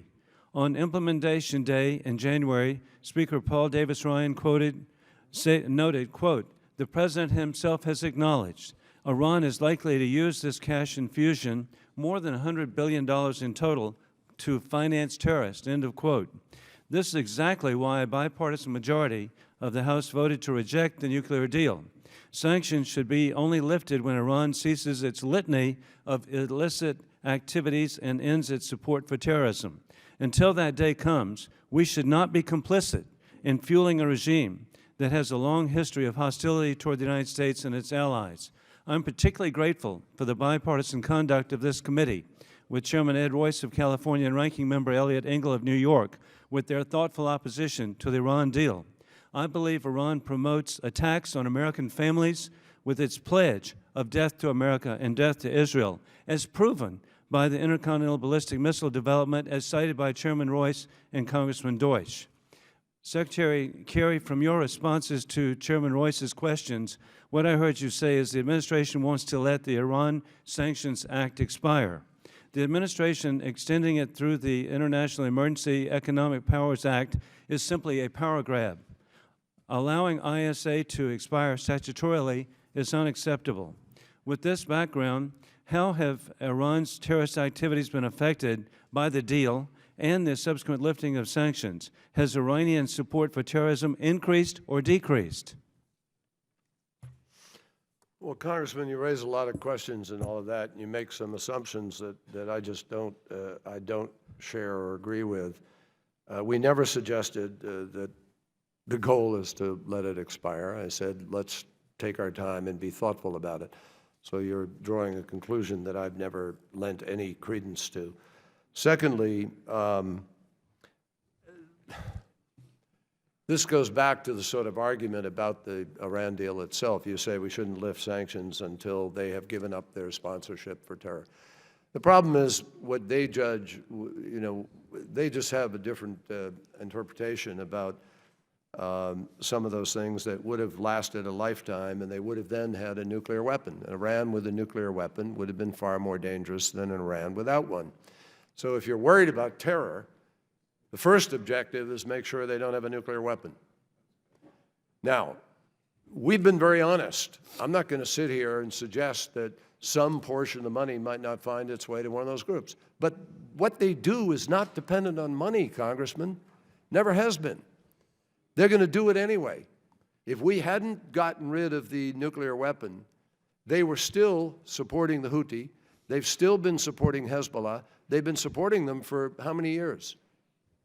Countless years. Well, now they can finance terrorists in this country. Mr. Secretary, this is not right. I yield. Okay, we're going to go to Mr. David Cicilline of Rhode Island. Thank you, Mr. Chairman, and thank you, Mr. Secretary, for your extraordinary service to our country. I have 4 questions that I'm going to run through quickly to give you as much time as possible to answer. The first is I'm very concerned about the deteriorating state of the rule of law and adherence to human rights in Egypt. The Egyptian judiciary has long been rife with corruption and political agendas, but reports yesterday exemplify how bad this situation has become when a Cairo military court handed down a mass life sentence to 116 defendants that mistakenly included a 3-year-old boy. This is incredibly outrageous and really does exemplify how little the Egyptian judiciary and security apparatus care for the rule of law. And I really would like to hear what we're doing about it. And additionally, in the appendix to this year's budget request, you asked Congress to remove Egypt's partial aid conditions, the accompanying national security waiver, and the reporting requirement entirely. What's the justification for proposing the removal of this language, and what kind of signal will this send to the Egyptian government and the Egyptian people? Congressman, the removal of which language? The language related to partial aid conditions, the national security waiver, and the reporting requirement. The second question is, you know, there are tremendous challenges. You've outlined them in your testimony, and the budget, the international affairs budget, which funds programs designed to confront these challenges, continues to shrink. Since fiscal year 2010, the overall funding for the international affairs, that's the base budget plus OCO, has been reduced 12%, and the fiscal year 2007 request is slightly down from last year. what are your most serious concerns about the resources that are necessary to confront the many challenges facing our country? And does this budget really provide the resources that you think we need? And third and finally, the U.S.-Israeli Memorandum of Understanding, I know, is going to expire in 2018. I understand that we've already begun to discuss a new set of terms. What's the status of those negotiations, and what kind of new training and equipment and assistance will Israel need in light of increased instability in the region and threats to their security? Tried to do those fast. Okay. No, I appreciate it. Congratulations on moving up to the upper dais there. Thank you.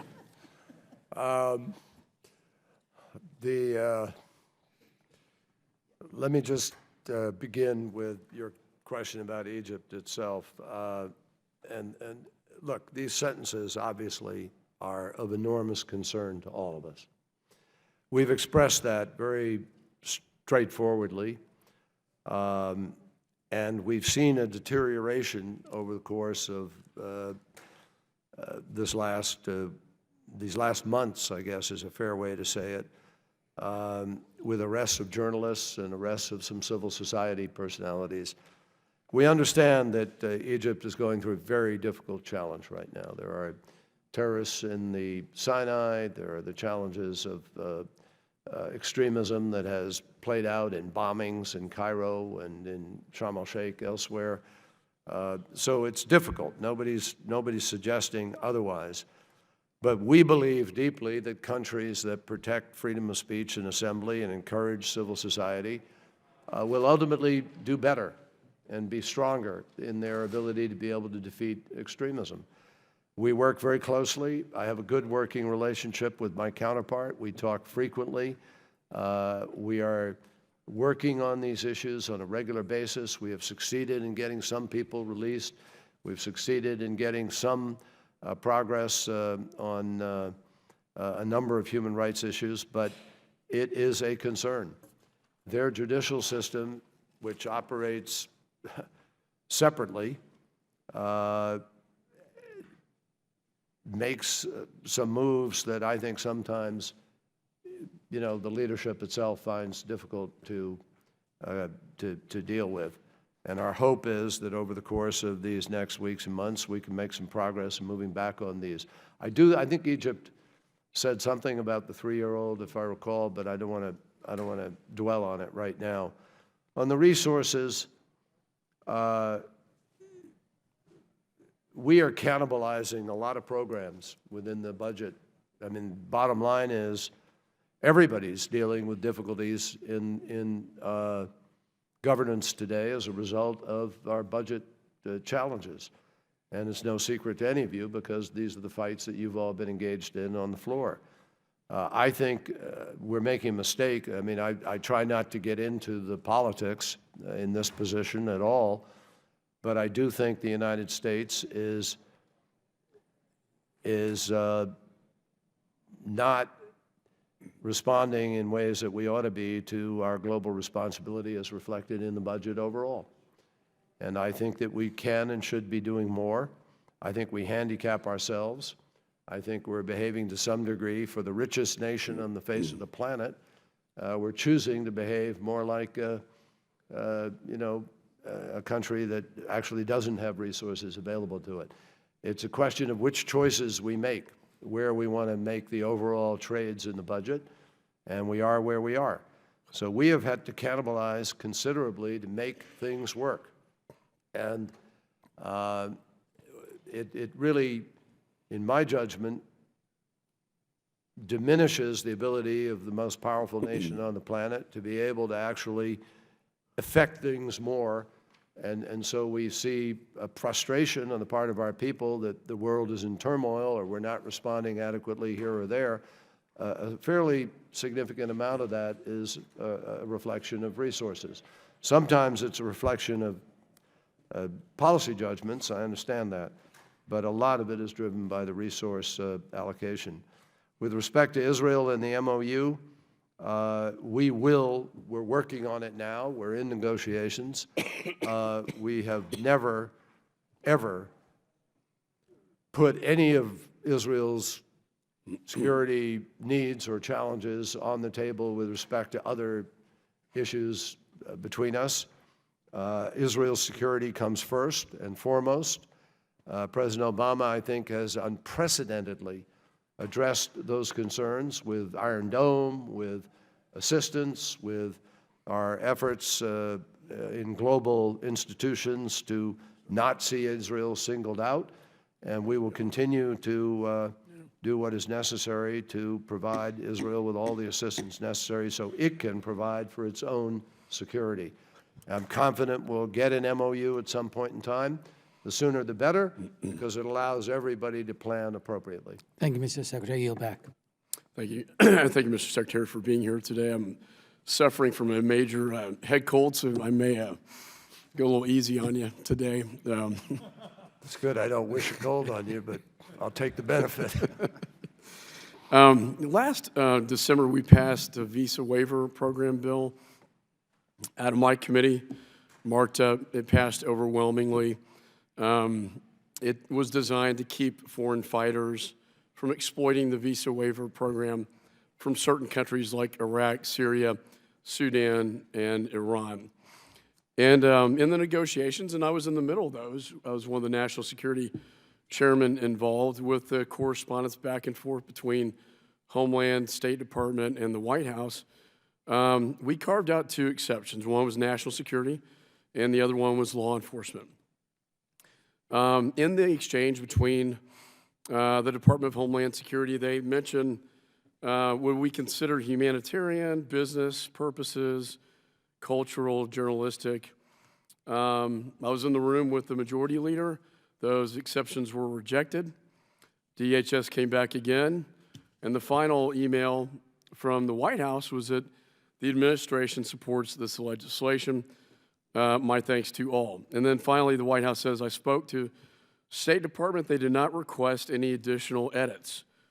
The administration does not request any changes at this time. We're good with the text as drafted. Reopening the bill would require us to look at it again. Yet the day after it passed, you wrote a letter to the Iranian foreign minister stating that parts of this law could be waived to accommodate Iranian business interests. In my judgment, having played a part in that negotiation, it was in direct contradiction with the intent and the clear definition of the statute and the law. It seems to me you're putting the business interest of Iran over the security interest of the United States, and quite frankly, either misconstruing or rewriting the very law that we passed overwhelmingly by the Congress. I want to give you the opportunity to respond to that.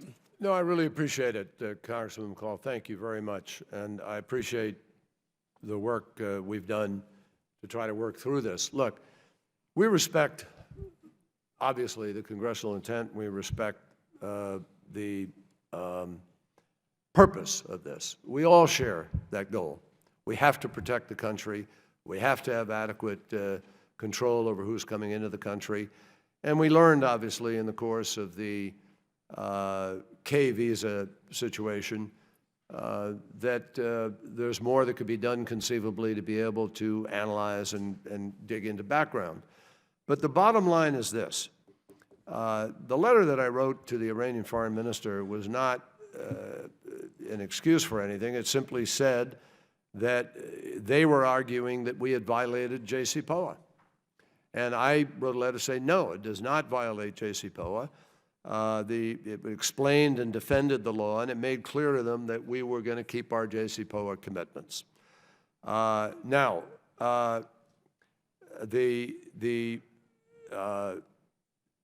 what we're doing is actually following the letter of the law.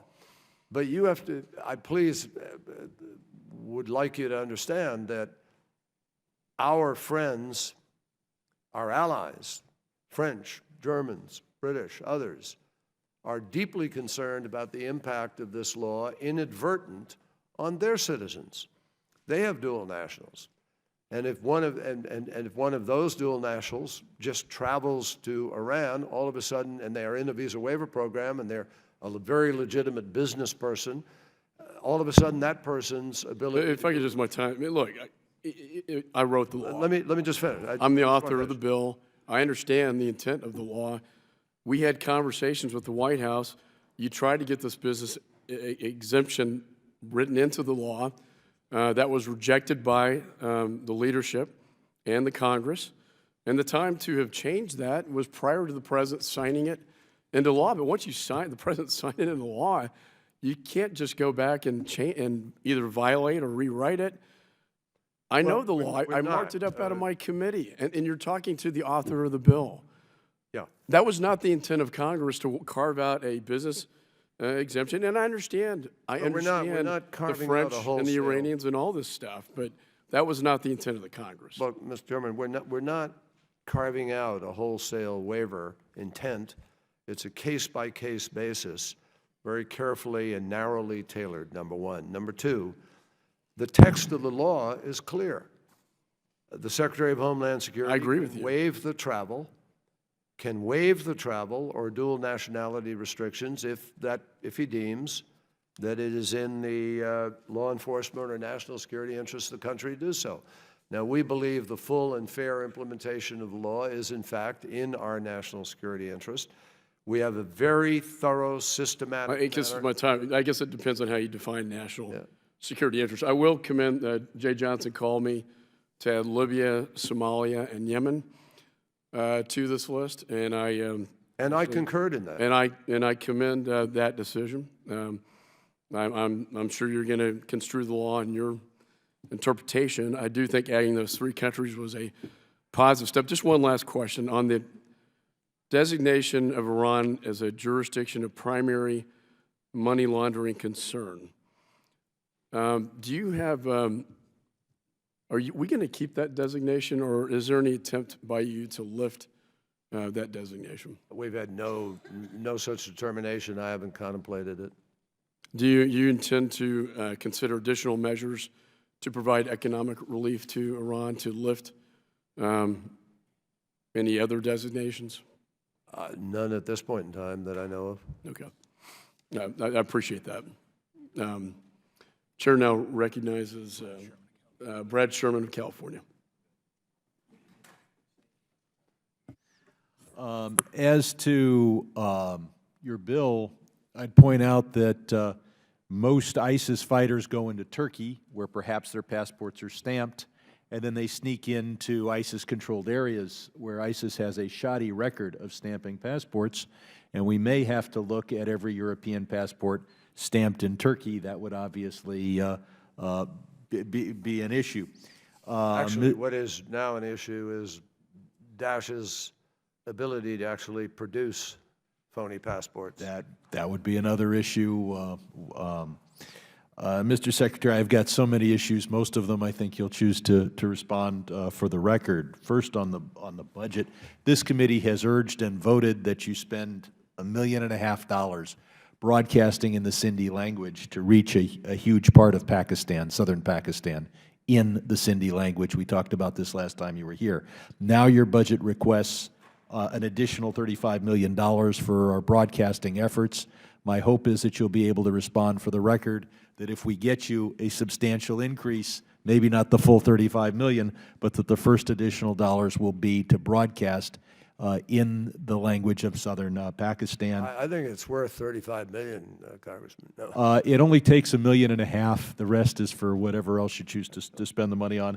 And I want to compliment your general counsel in Karachi for looking into the assassination of Anwar Lagaria, who was a Sindhi, a protector of this of Sindhi culture. As to our work against ISIS, during World War II, we had bombing rules of engagement that led to the deaths of 70,000 French civilians because we were serious. General de Gaulle never urged us not to bomb an electric facility because it would inconvenience French civilians. He never asked Dwight Eisenhower not to hit a tanker truck because a civilian might be driving it. Yet I'm told that in bombing ISIS, we will not hit a moving truck and we will not hit electric power lines, because not only do we not want to kill any civilians, even those working for ISIS, but we don't want to inconvenience those living under ISIS, and it is a major inconvenience not to have electricity. I hope you would comment for the record about our rules of engagement against ISIS. I now want to focus on Iran. North Korea provided the nuclear technology that was used at Al-Kabar, which the Israelis destroyed in Syria a few years ago. Now North Korea has a dozen nuclear weapons. That's about what they need. Perhaps the next one goes on eBay, not quite that flippantly, but you get the point. I spoke to the Chinese foreign minister yesterday, and I will urge you to urge him, as I did, that China prevent any nonstop flight over its territory from North Korea to Tehran. Such a nonstop flight could easily export one or several nuclear weapons. If, on the other hand, that flight stops for fuel, as of course it should, if China requires, they will, I'm sure the Chinese will take a look at what's on the plane. It's natural that you're here defending the nuclear deal. It was, I didn't vote for it, but there are very good aspects of that deal. But I'm concerned that the administration now is just in a role of defending Iran, as if any comment about Iran is an attack on the deal. I would, during Rouhani's tenure, we've seen a lot more executions in Iran, and I hope that you would personally issue a statement condemning Iran's violation of human rights, particularly when they kill people for the so-called crime of waging war on God. As to the missile sanctions, you indicate we sanctioned a few companies, we sanctioned a few individuals. Those companies don't do business in the United States. Those individuals do not want to visit Disneyland, and I hope that you would sanction the Iranian government for its violation with sanctions that actually affect the Iranian economy. Otherwise, to say certain individuals who have no intention of coming to the United States will not be allowed in the United States indicates an acceptance of Iranian violations.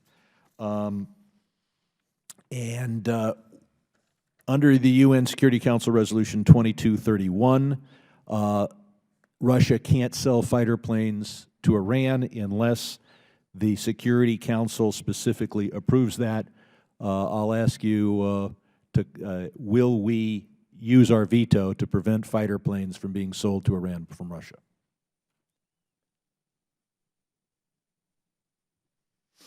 Well, I don't think you have to use a veto. I think it's a matter of the committee. There's a committee, and it's in approval in the committee, but we would not approve it. And would we use our veto if necessary to prevent the sale? To the best of my knowledge, Congressman, I haven't looked at the specifics of the transaction, et cetera. In principle, we are very concerned about the transfer of weapons, and so, we would approach it with great skepticism, but I haven't seen the specific transfer or what the request is. We have a committee that will analyze this thoroughly before anything happens, and the committee signs off on it, I assure you. We'll stay in touch with you. Thank you. Chair recognizes Mr. Poe from Texas.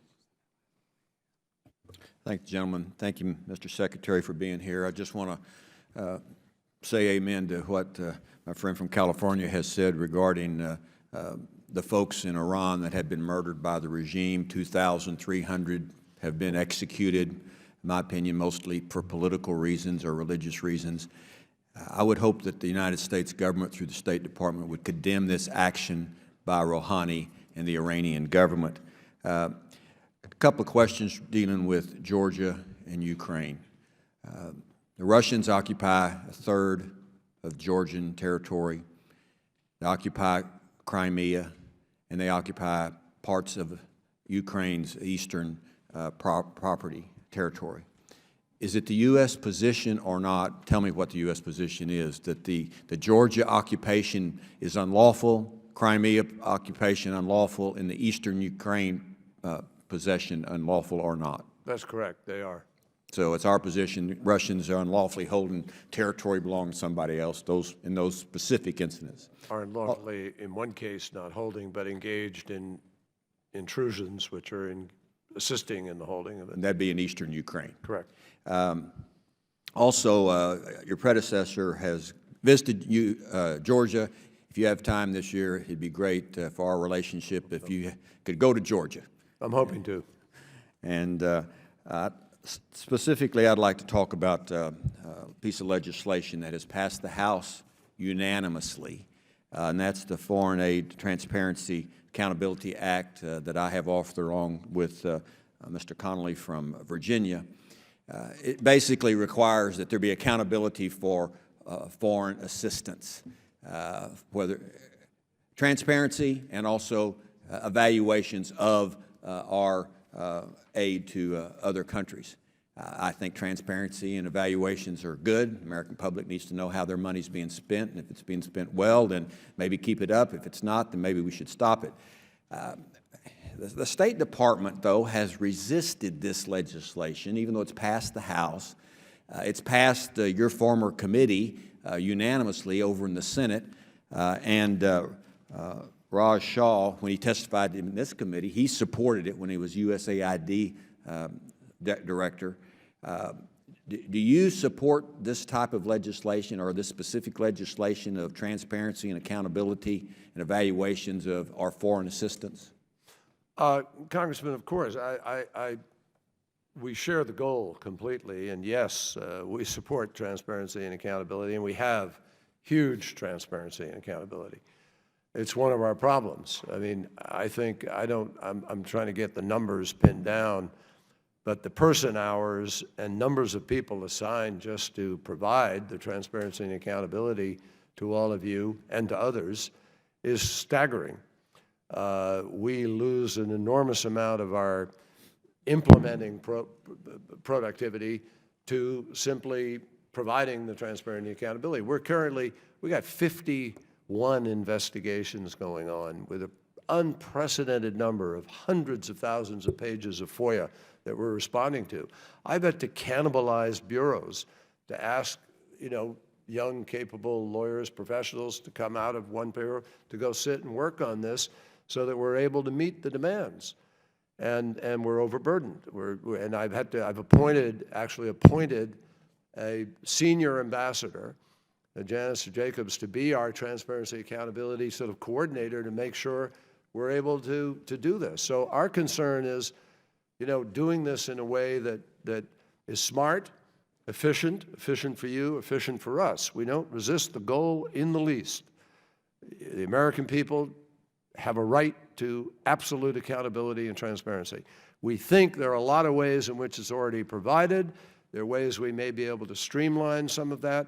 So we'd like to work with you on this legislation so that it isn't, another moment where we're having to transfer a lot of people away from doing what we're supposed to do. Well, if you want to plus up the budget enough, we can do it all.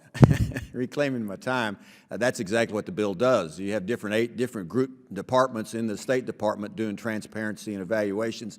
This makes it simpler for all of us. Right, but we want to have a little more say in reclaiming my how that time. works. It's passed the House unanimously. It's passed the Senate Foreign Relations Committee unanimously. So, but we're getting pushback from the State Department on the legislation. And just this side note, Congressman, only because we want to make sure it works for us in terms of our process. I mean, who can resist a piece of legislation, the Foreign Aid Accountability Transparency Act? We want it to work for the American people. Because, as you know, reclaiming my time, if I have one last comment, you and I and most of the members of Congress, when you mention the concept of foreign aid out there in the country to citizens, they kind of get their backs bowed because people have been cynical for years, even though it's a little bit of money, about foreign aid. And this legislation, I think, tells folks in the community, citizens, taxpayers who send this aid all over the world, that it's working, and we can have transparency and evaluation for it so they can feel better about sending that aid. Thank you, Mr. Chairman. I'm with you. I support that 100%. President Obama does, and he has instructed all of us to try to make sure we're streamlining and as transparent as we can be. I know the Secretary's time is limited. Mr. Grayson from Florida. Secretary Kerry, I'm going to ask you a question that is susceptible to yes or no answer, or if you prefer, yes or no with an explanation. Has Iran adhered to the nuclear deal?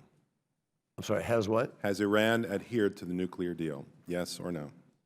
Yes, to the best of our judgment. Okay, thank you for that. Now, there was concern that Iran's money would be used to increase terrorism in the region after the deal was entered into. Has Iran's support for terrorism increased, decreased, or remained the same since the deal was enacted? I think the best of our judgment would be it has remained the same. All right. Is there any evidence that the money that Iran received as a result of the deal has been diverted to use to support terrorism? We'd need to get into classified session to discuss that.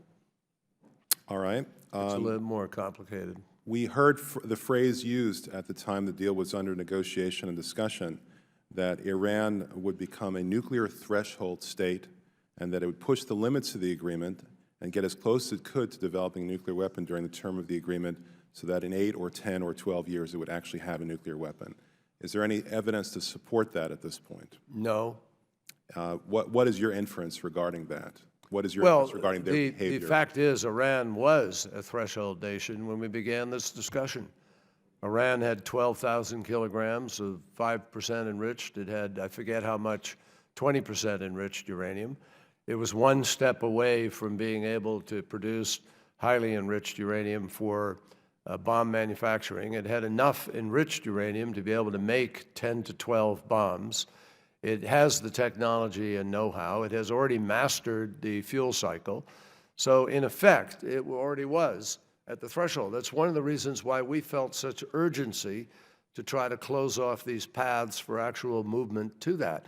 And Iran has accepted increased transparency and accountability beyond anything that anybody else is engaged in on the planet. I mean, they've accepted the additional protocol. They've accepted higher standards for 25 years of tracking of all uranium manufacturing manipulation. They've accepted 20 years of television intrusion on their centrifuge production and limited levels of enriched uranium in a stockpile and limited levels of enrichment itself, 3.67% for 15 years. So they don't have the ability to be able to make one today, just don't have it physically in that regard. And we are confident of our ability to know what they're doing. Has the administration ever tried to interdict Iranian shipments to help terrorism in the region? Yes, we have, in fact, successfully interdicted. And is it likely that that effort will continue? Not likely. It will for certain. It will for certain. Can you give us one particular example that's not classified? Recently, we turned around a convoy. We didn't know exactly what was on it, but we thought it was headed to Yemen, and we made sure that it went back to Iran. All right, I'd like to ask you a couple of questions about ISIS. What is your own personal or agency assessment regarding the necessity to have ground troops involved in the fight against ISIS? Not American ground troops necessarily, but any ground troops. Well, American ground troops in the sense, American special forces are engaged as enablers on the ground in Syria today and in Iraq. And I am a 100% supporter of that.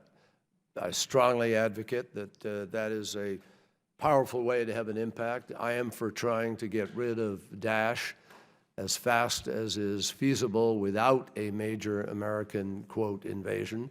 But by enabling, by using our special forces, by augmenting the Syrian, Arab, and other presence on the ground, I believe it is imperative for us to try to terminate this threat as rapidly as we can.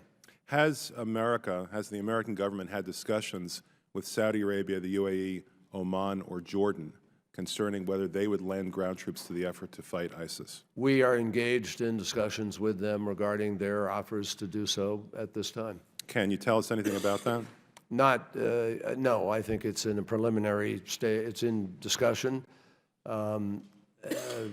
They've indicated a willingness to be helpful. And this is in the fight against Daesh, let me emphasize.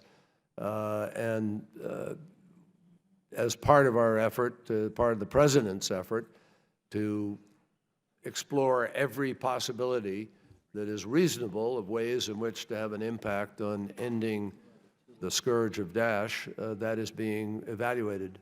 What about other countries in the region, Pakistan, Turkey, Egypt, Algeria, Morocco? Have you had similar discussions regarding their potential to send ground troops against ISIS? There have been broad discussions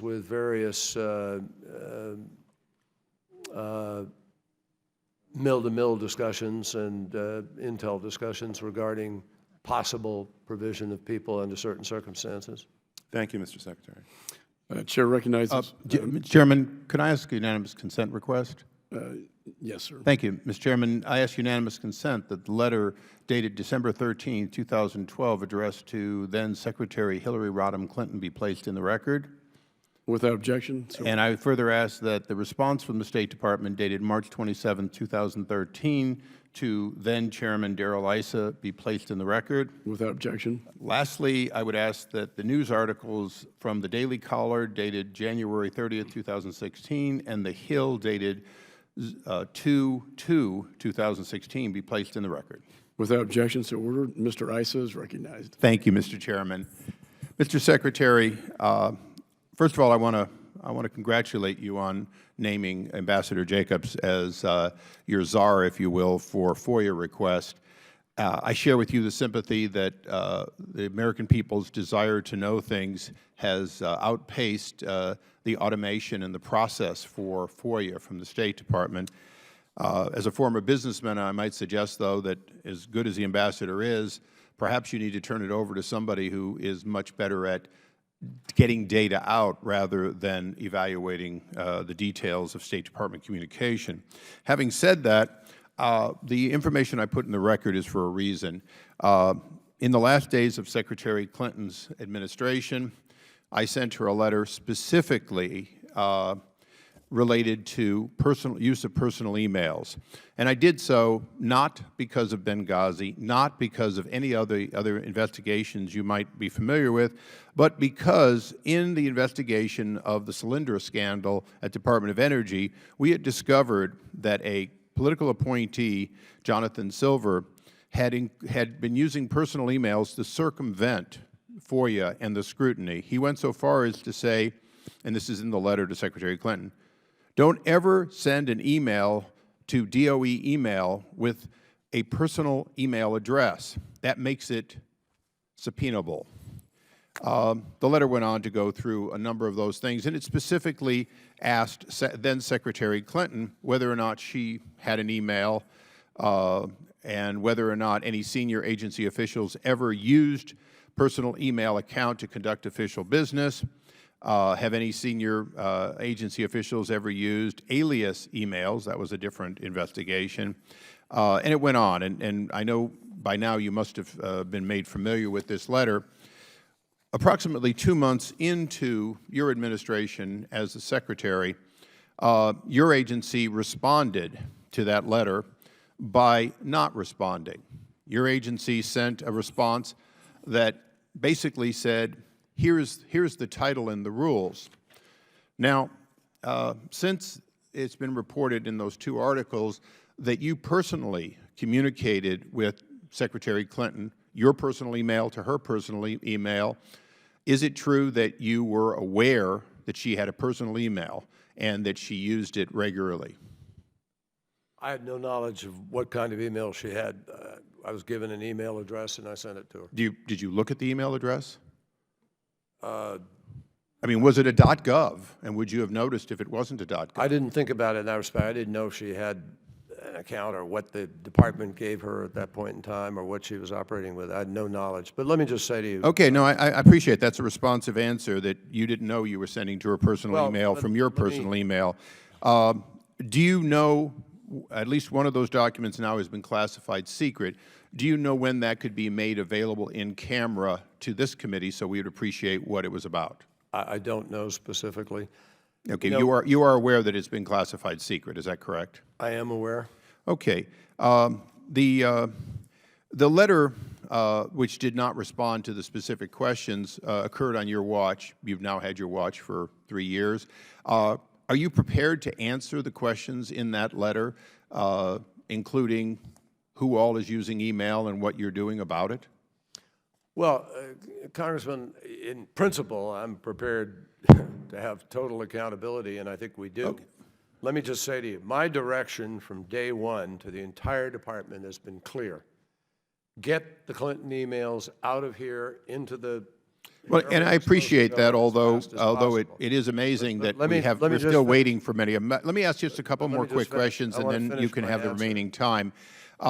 In the case of the use of personal email, we've discovered that additionally many individuals appear to be using text as a method of communication. Do you use text as a means of communication, or do you know of any of your senior staff who use text as a method of communication? Congressman, let me answer your question by saying this to you. In March of last year, I wrote a letter to the Inspector General that I hired for the department. I appreciate that you Highly hired one and that your qualified. predecessor never had one. And I asked the Inspector General to look at all of the email practices, communications practices of the department in order to deliver a review. And we are working with the IG's observations, which have been helpful, to make sure that the department is living up to the highest. No, I appreciate that, but there's a standards. pending question, Mr. But Secretary. I don't want to. I'm not going. Would you answer the text question, please? Congressman, I'm not going to get into an email discussion with you here on the budget of our department with all the Mr. Secretary, this committee is entitled to know the communication. And our communications process is thoroughly being analyzed by the Inspector General. I have a And pending. we have had countless communications. Mr. Secretary, I appreciate that. It's a simple pending question. Do you text or do you know of other individuals in your senior staff who use text? And I have no idea whether they do or don't. Okay, and do you use text? I occasionally text some of the people. And the final question is, how are you seeing that text, which by definition is required to be saved under FOIA requirements under the Federal Records Act, how are you seeing that those texts are preserved since they are not otherwise preserved? That is precisely what we are working on within our process today to make sure that everything. By the way, I don't text anything regarding policy. I only text my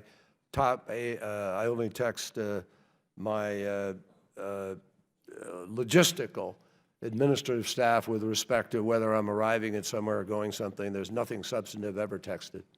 Well, I would certainly assume that your private email to Hillary's private email also was intended to be but that's inconsequential. secured. All emails are on the server that is the State Department, and it's all preserved. It's all part of the national records, and that's all. I appreciate that, Mr. Secretary, but Hillary Clinton's were not, and your personal Well, I know, email but were you're not when a fixated, secret you're exchange fixated occurred. on this. I don't know how many investigations there are. I think people are really getting bored with it, Congressman.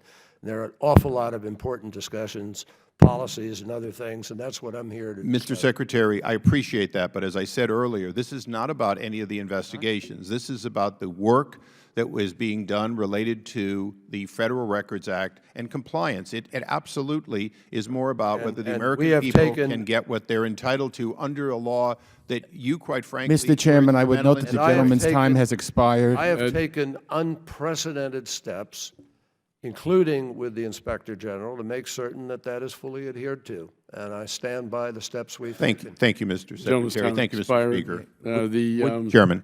I appreciate the promotion. Chair recognizes the ranking member. Thank you. I ask a unanimous consent to enter into the record the memo of the Inspector General, Linick, of February 3rd, 2016, where he noted that Secretary Powell and Secretary Royce's staff used private emails as well. I really think we should be consistent and not just have a political attack on Hillary Clinton. As long as we can enter into the record, Mr. Chairman, Well, let me just say with I that reserve objection a point. so ordered. I reserve a point. The chair has recognized the ranking May I tell the gentleman this is not the Oversight Committee, this is the Foreign Affairs. No, I appreciate that. And the only thing that I ask is that Gentleman's recognized. alongside that the information where each of the former secretaries made their accompanying statements, including Secretary Powell saying that they were not classified, I'm happy to have the record complete. Mr. Chairman, point of order. All right. Mr. Chairman, point of order. Mr. Keating's recognized. Thank you, Mr. Chairman. I just wanted to know, for those of us that are waiting to ask questions, how much time is the Secretary allocated to this meeting? He is here till 12:30, and so with that, Chair recognizes Ms. Frankel from Florida. Thank you. Thank you very much.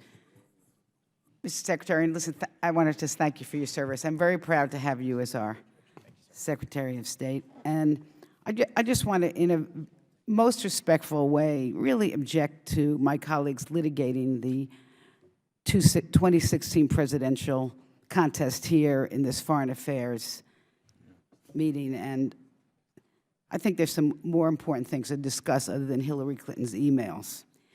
And specifically, I'd like to talk about what's happening in Syria. And I would first ask you if you could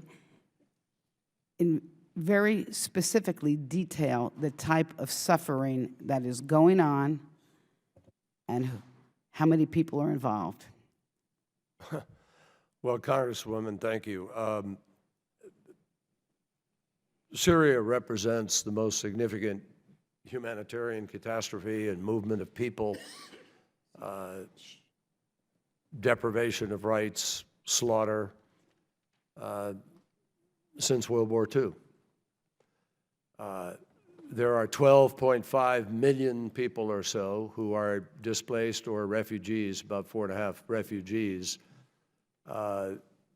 More than 2 million in Jordan, million something in Lebanon, and 2 million or so in Turkey. Massive numbers of people, as we've seen, almost 1 million already who've entered into Europe, sometimes 5,000, 10,000 a day trying to move across the border.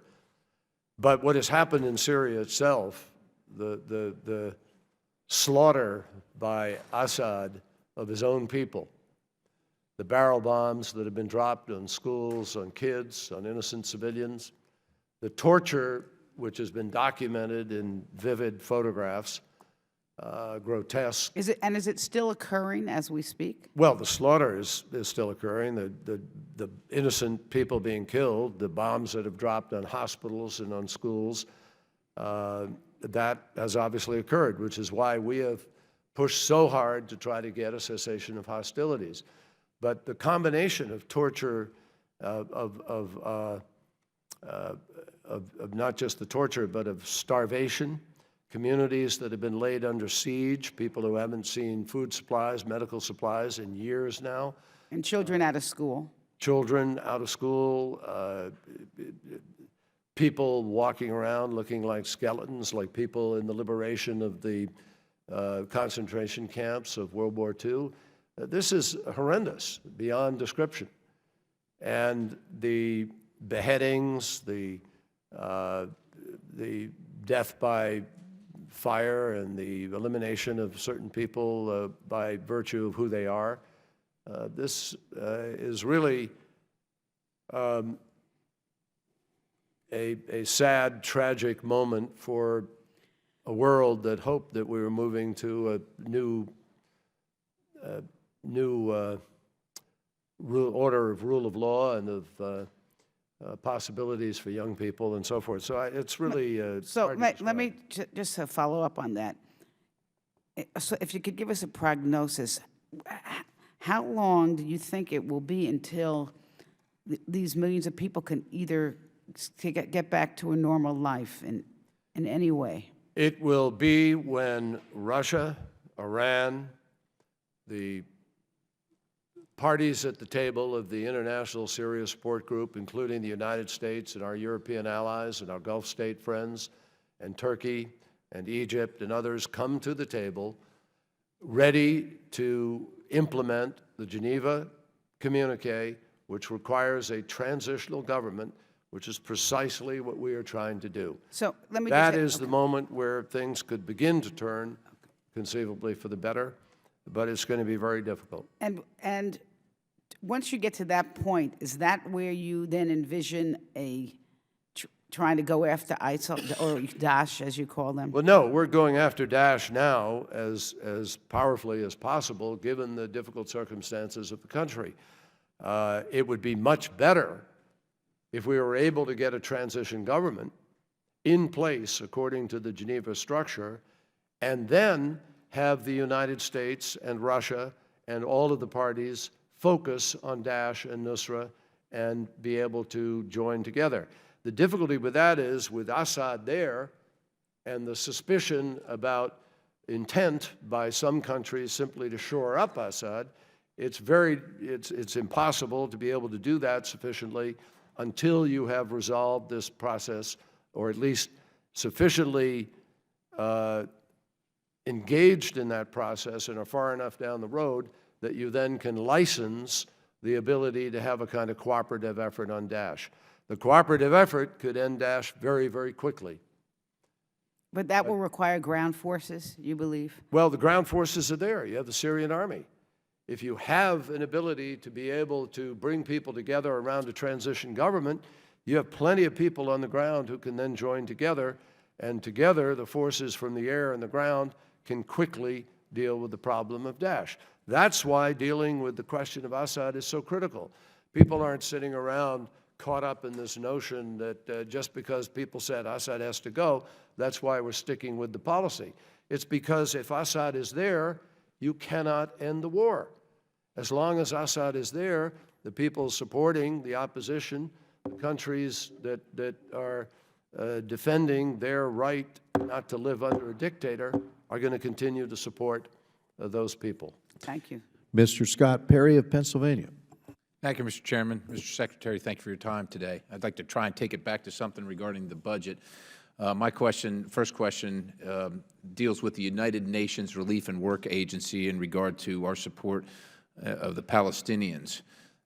To my knowledge, the American taxpayer spends about $277 million per year between the fiscal years 2009 and 2015 to support these programs. Meanwhile, UNRWA staff unions, including the teachers union, are frequently controlled by members affiliated with Hamas. The curriculum of UNRWA schools, which use the textbooks of their respective host governments or authorities, has long contained materials that are anti-Israel, anti-Semitic, and supportive of violent extremism. Now, despite UNRWA's contravention of the United States law and activities that compromise its strictly humanitarian mandate, UNRWA continues to receive United States contributions, including $408 million in 2014. Just wondering if you could quickly sum up for us how your department is using this funding and your budget to discourage these activities.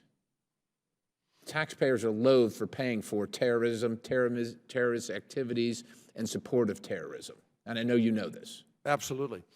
And not only loathe it, I mean, this just bottom line is it's disgraceful, it's unacceptable, and we've made that clear, and so have the leadership, by the way, of UNRWA. They have, and the United Nations. There is now, there has been, very strict policy and procedure in place in order to prevent this kind of activity, to ensure neutrality, to prevent the funds and programs from benefiting any terrorist activity, obviously. And we... But how does, with all due respect, how is that manifested? You see, we have policies in place, but yet they continue to do it, and the American taxpayer continues to fund this organization. Well, so how? Yes, and the people who have done it need to be fired, or that. But are they, sir? They should be. How do we ensure accountability? How do you take that money and say to these folks, you're not getting the money? How do you use the leverage that? Well, we have pushed UNRWA as a result of what happened to condemn racism and to assess every allegation that has been brought to the agency about this misbehavior and misconduct. And in those cases in which investigations have found that misconduct occurred, the staff are subject to remedial and disciplinary action, and that's what they have promised us is taking place. Is it ever considered to just withdraw the funding until we see a good faith Well, the effort? problem is, yeah, it's been considered, and in a couple of cases it's been mandated, and the problem is we don't get back. I mean, we've lost our vote at UNESCO, as I think you know, because of activities beyond our control, which the Palestinians engaged in by going to the UN and seeking membership. And as a result of that, we are hurt. We don't have a vote. We didn't control their action. It wasn't a deterrent, But we've now lost our ability to be able to protect Israel and stand up and fight within the mechanisms. So I think being draconian about it is not the best way to do it. We're being successful right now in being able to hold people accountable, and I think that's the best way to proceed. And I appreciate the effort. I see it differently. I don't think anybody is being held accountable, and I would just beseech you that the federal government's $19 trillion in debt, the taxpayers are under siege, and we don't have money to waste on organizations that support terrorism. And that's just how I see it. But I would just ask you to consider that more than maybe you have. Moving on, looking at your budget, it looks like last year we spent about $300 million on the United Nations High Commissioner for Refugees and associated programs. And with what we see in Syria, it seems to me that the American taxpayer is rightly, I mean, we want to do our part. We don't want to see anything, we don't want to see the horrific things happen to these people, the women and the children, and we want to do our part to be good neighbors and good stewards in the world. That having been said, these folks are coming to our shores, and then school districts and hospitals and taxpayers pay doubly. I sent a letter to the administration asking why we haven't pursued a safe zone in the border region of Syria and Turkey as some kind of a program or a strategy to make sure that there are not refugees far from their country. Can you enlighten us at all whether that's because I haven't got a response whatsoever. Is that even a consideration? It's been very much a consideration, Congressman, and it's a lot more complicated than it obviously sounds. If you're going to have a safe zone within Syria itself, it has to be exactly that. It has to be safe. How do you make it safe? How do you prevent a Syrian Air Force barrel bomber from flying over it? Well, you've got to have aircraft in the air. You've got to take away their air defenses as a result. How do you prevent Daesh from coming in and attacking, or the Syrian army from coming in and attacking? It has to be safe. That means somewhere between 15,000 to 30,000 troops have to be on the ground in order to make it safe. That's the judgment of the Defense Department. Now, are we prepared to put that on the ground? I mean, I've heard these calls for safe zones. I'm not calling for American troops to be on the ground. We're already flying in the area. Right, definitely, but who's going to make it safe? Right now, safety is found by going to Jordan or getting to that berm where there are about 15,000 people trying to get into Jordan and trying to make them safe there, or getting to Turkey or getting to Lebanon. That's safety. Or trying to get to Europe. What we're trying to do is make it safe by getting a cessation of hostilities in place, getting humanitarian assistance delivered, and getting a political process that could actually end the violence. That's the safest thing of all. And Thank you, it Mr. doesn't Chairman. require, we hope, thousands of troops on the ground to be able to provide a safe zone. Ami Berra of California. Thank you, Mr. Chairman. Thank you, Mr. Secretary. Obviously, this is a difficult time in the world, multiple complexities, multiple challenges in the world. I'm going to shift to South Asia, where we certainly have some opportunities, but also some challenges. You know, it is a time of unprecedented increasing relationships between the United States and India, so lots of positive movement there. One area of complexity, though, is the pending sale of F-16 fighters to Pakistan, and given Pakistan's continued support of terrorism throughout the region, but certainly we saw recent terrorist attacks in India in January at the Air Force Base, at a time when we're seeing progress in U.S.-India relationships, understanding the complexity of the region, understanding that we do have vested interest in helping Pakistan fight terrorists. I'd be curious, from your perspective, if Pakistan is doing enough separating good terrorists versus bad terrorists, and enough domestically within Pakistan to fight these terrorist threats that not just threaten to destabilize India, but also our interest in Afghanistan as well. Well, Congressman, thank you. First of all, thank you for your thoughts about India and the sensitivity there, and we acknowledge that. We've been really working hard building the relationship and trying to advance even the rapprochement between India and Pakistan, and we encourage that. I think it's required courage by both leaders to engage in the dialogue that they've engaged in. And needless to say, we don't want to do things that upset the balance. But we do believe that Pakistan is engaged legitimately in a very tough fight against identifiable terrorists in their country that threaten Pakistan, and they've got about 150 to 180,000 troops out in the western part of their country. They've been engaged in North Waziristan in a long struggle to clear the area and move people out. They've made some progress in that. Is it enough in our judgment? No. We think that more could be done.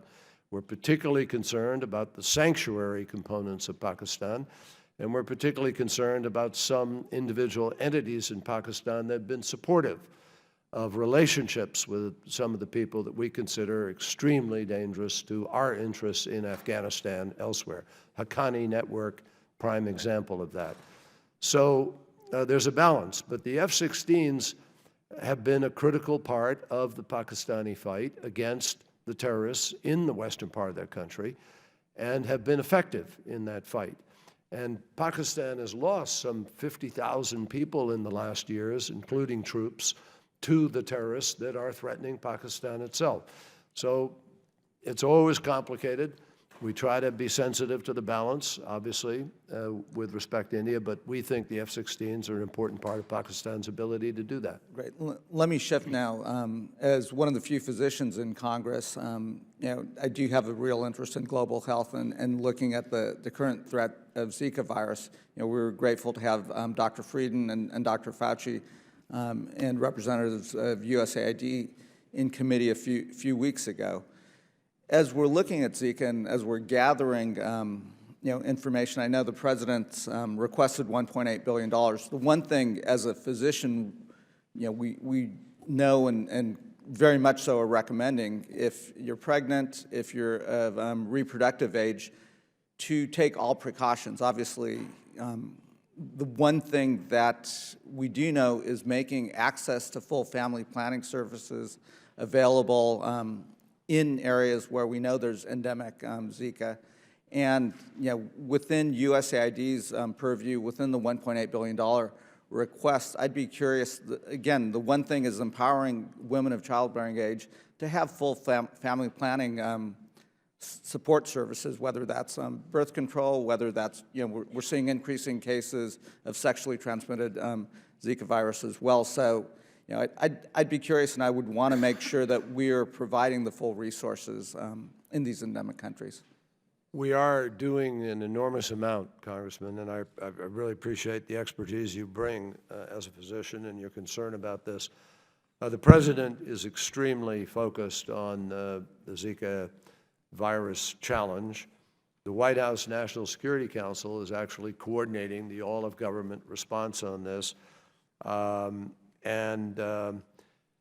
Together with the World Health Organization, with whom we are working very closely, and its regional offices for the Americas, for the Pan American Health Organization, we're working with relevant international organizations and others.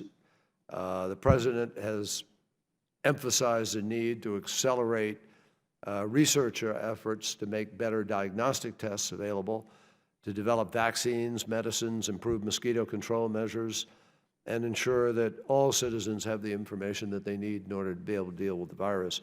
So we are using multiple lines of effort, an all-out effort. We do not want this, obviously, to become as challenging as Ebola was. And as you know, we mounted a response to that, and the same kind of effort is being put into this. Mr. Ron DeSantis of Florida. Good morning, Mr. Secretary. Congress recently passed a trade authority bill that, among other provisions, instructed our trade negotiators to oppose any boycotts of Israel, including persons doing business in Israel or in Israel-controlled territories. And yet your spokesman recently said that the State Department rejects that provision and does not believe that Congress can conflate Israel with disputed territories. So my question is why won't the administration honor Congress's enactment? Well, I'm not sure exactly what statement you're referring to or what happened with respect to that. I think we do honor legislation, but So you would say your negotiators, if a European country was saying that they wanted to boycott people or businesses that are doing business over the Green Line, you think you would not fight against that? We do not support any boycott efforts. We've been openly opposed to them. We oppose them at the UN. We're opposed to them elsewhere. We oppose labeling. So you don't. Well, good. Well, maybe he was not. That's why I said I don't know what the response is. That's okay. Good, because I think that that's great. Well, the labeling, though, I'd like to follow up on that because your spokesman, Mr. Kirby, said that the U.S. doesn't oppose labeling of Israeli products from the disputed territories and says State Department does not view labeling as a boycott of Israel. And the problem with that is, once you go down the road of doing the labeling, that's really a precondition for countries to be able to boycott Israel. So he suggested that the State Department is not opposed to European efforts to require Israel to label goods that are outside of the Green Line. Are you saying that that's not the position? We don't view, no, that kind of labeling actually, I mean, we require labeling of where people send goods from. We require labeling of goods that But if someone sends it from a Jewish community outside of the Green Line and they say made in Israel, the State Department's position per him would be like it was fine. It would be fine to force them to say that that was produced in the West Bank. Yeah, labeling it from the West Bank is not equivalent of a boycott. But it sets a precondition for a equivalent boycott. of knowledge to people so that they can, have information about where products come from, which, But I think it sets we require also, by the way. We have Made in America. But these are disputed territories, and you have Jewish communities there where they're producing goods, and they label it as being made in Israel. Which is why we are opposed. We are opposed to any boycotts or any efforts to isolate Israel based on where something. We're opposed to that. Well, good. Well, I think I appreciate you saying that forthrightly because I think we've been getting mixed signals from the State Department. In terms of funding, there was over the last several years about $1 million has gone to this New Israel Fund, and that's an organization that supports BDS. Do you think it's appropriate that money that the State Department is dispensing in grants be used for organizations that support BDS? I'm not familiar with that. It's news to me, and I'll take it under advisement and review it. We'll get that. There's a movement to boycott Israel on a lot of college campuses throughout the United States. Do you view that as helpful for Americans' diplomatic relations with Israel and other nations in the world? And do you think it's appropriate that U.S. taxpayers are funding universities that take an official position in favor of BDS? I believe in academic freedom. I believe in student freedom to take positions. It's a time-honored tradition in the United States of America that we don't punish positions people take at any What about an university in our institutional country. position? But Obviously, we, as a government, make our position clear that we do not believe it is helpful to be boycotting, but people have the right in America, thank God, to be able to make their own decisions, and we as a government do not punish students for the position. Well, I don't think it would be punishing students. I think it would be if a university adopted an official position that they were going to boycott Israel, we would want to subsidize that with taxpayer dollars. I also, that's obviously a debate for Congress, but I would not advocate or support any challenge to the freedom of the university to make its own decisions, and I think punishing them would be inappropriate. Now, money that goes to the Palestinian Authority directly under federal law requires the State Department to certify that the Palestinian Authority is acting to counter incitement of violence against the Israelis, and I've noticed that the last several years the State Department has not made that certification. Is that correct? I wasn't aware we hadn't certified the last couple of years, but we are following constantly the incitement issue. I just met with President Abbas and raised the issue with him a couple of weeks ago, and we are working through our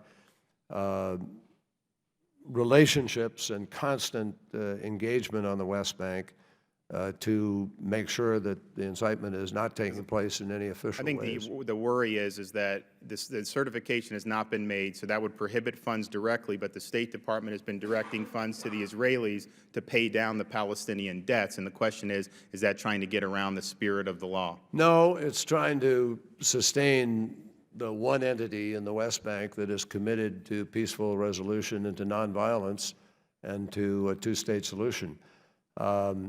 The fact is that there are many, many difficulties financially in the PA's ability to be able to meet its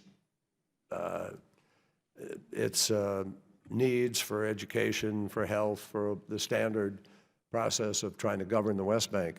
And these have been particularly difficult last year and a half or so, as you know, with violence that has risen.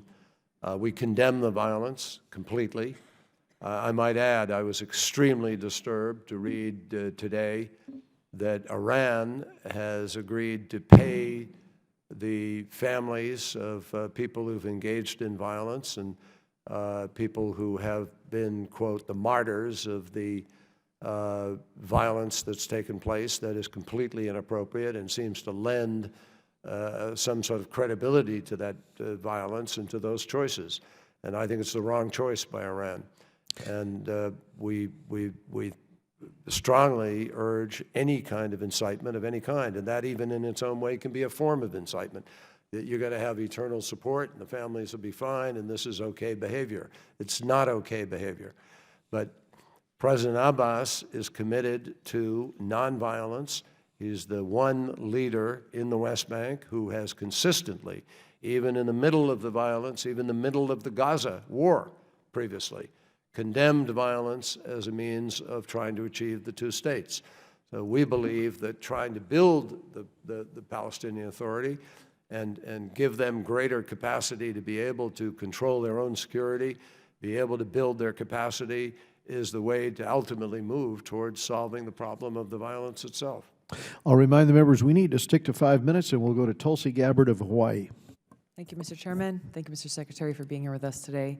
I'd like to follow up on Dr. Bera's questions with regard to the F-16s in Pakistan. Judge Poe and I recently sent you a letter expressing our grave concerns about this potential sale and asking you to consider stopping it. In our view, rewarding Pakistan with such a sale when, in fact, they have not changed their harboring and support of terrorists within Pakistan, whether you talk about the 2011 statements by Admiral Mullen then, talking about how the Haqqani network is a veritable arm of the Pakistani ISI, or his statements that the ISI played a direct role in supporting the deadly attack on our embassy in Kabul in 2011, or to the recent release of the mastermind of the 2008 Mumbai attack, both for security reasons in their actions in supporting these terrorists, as well as the relationship that you and others have focused on and recognized as important with India. Is this something that you would be willing to reconsider given all of these factors? Well, Congresswoman, I'd like to talk to you sort of in a classified setting if we could, because I think there are some considerations that I can't go into here. I would say to you that I share the concern, as everybody does. I mean, the President, all of us are deeply concerned about ISI relationships, deeply concerned about the Haqqani network's freedom to be able to have operated. And we've had very recent conversations with respect to that. And I think, in fairness, because of the nature of those conversations, I'll follow up with you, and I will definitely follow up with you in a way that we can discuss this. That'd be great. I'd appreciate that. The last time that I met with you in my district in Hawaii, we met at the East-West Center. It's a place that you know has been instrumental in creating dialogues between leaders amongst many of these Asia-Pacific nations at a critical time when we're facing potential destabilization within the South China Sea, North Korea, island nations in the Pacific, and the challenges they're facing. The funding has been reduced this year for the East-West Center. I'm wondering if you can talk about why that is, as well as why the funding was moved from its own line item into education and cultural exchanges, and what impact that will have on this center's ability to continue to play this important role in the Asia-Pacific region. The reason, Congresswoman, is there's no policy shift whatsoever in reducing the importance of or the commitment to the East-West Center. But beginning in 2017, the funding was going to be requested under the ECA appropriation rather than as a separate East-West center appropriation as in previous years. And I think the President's 2017 request is $10.8 million. You're right, it's below the actual level of 2015 and appropriated level, but I think it reflects just tough choices that we have with the budget that we have. Not everybody is getting as much as they did the year before, but it is not a reflection of some sort of downward trend. It reflects the difficulties of the current budget choice. And,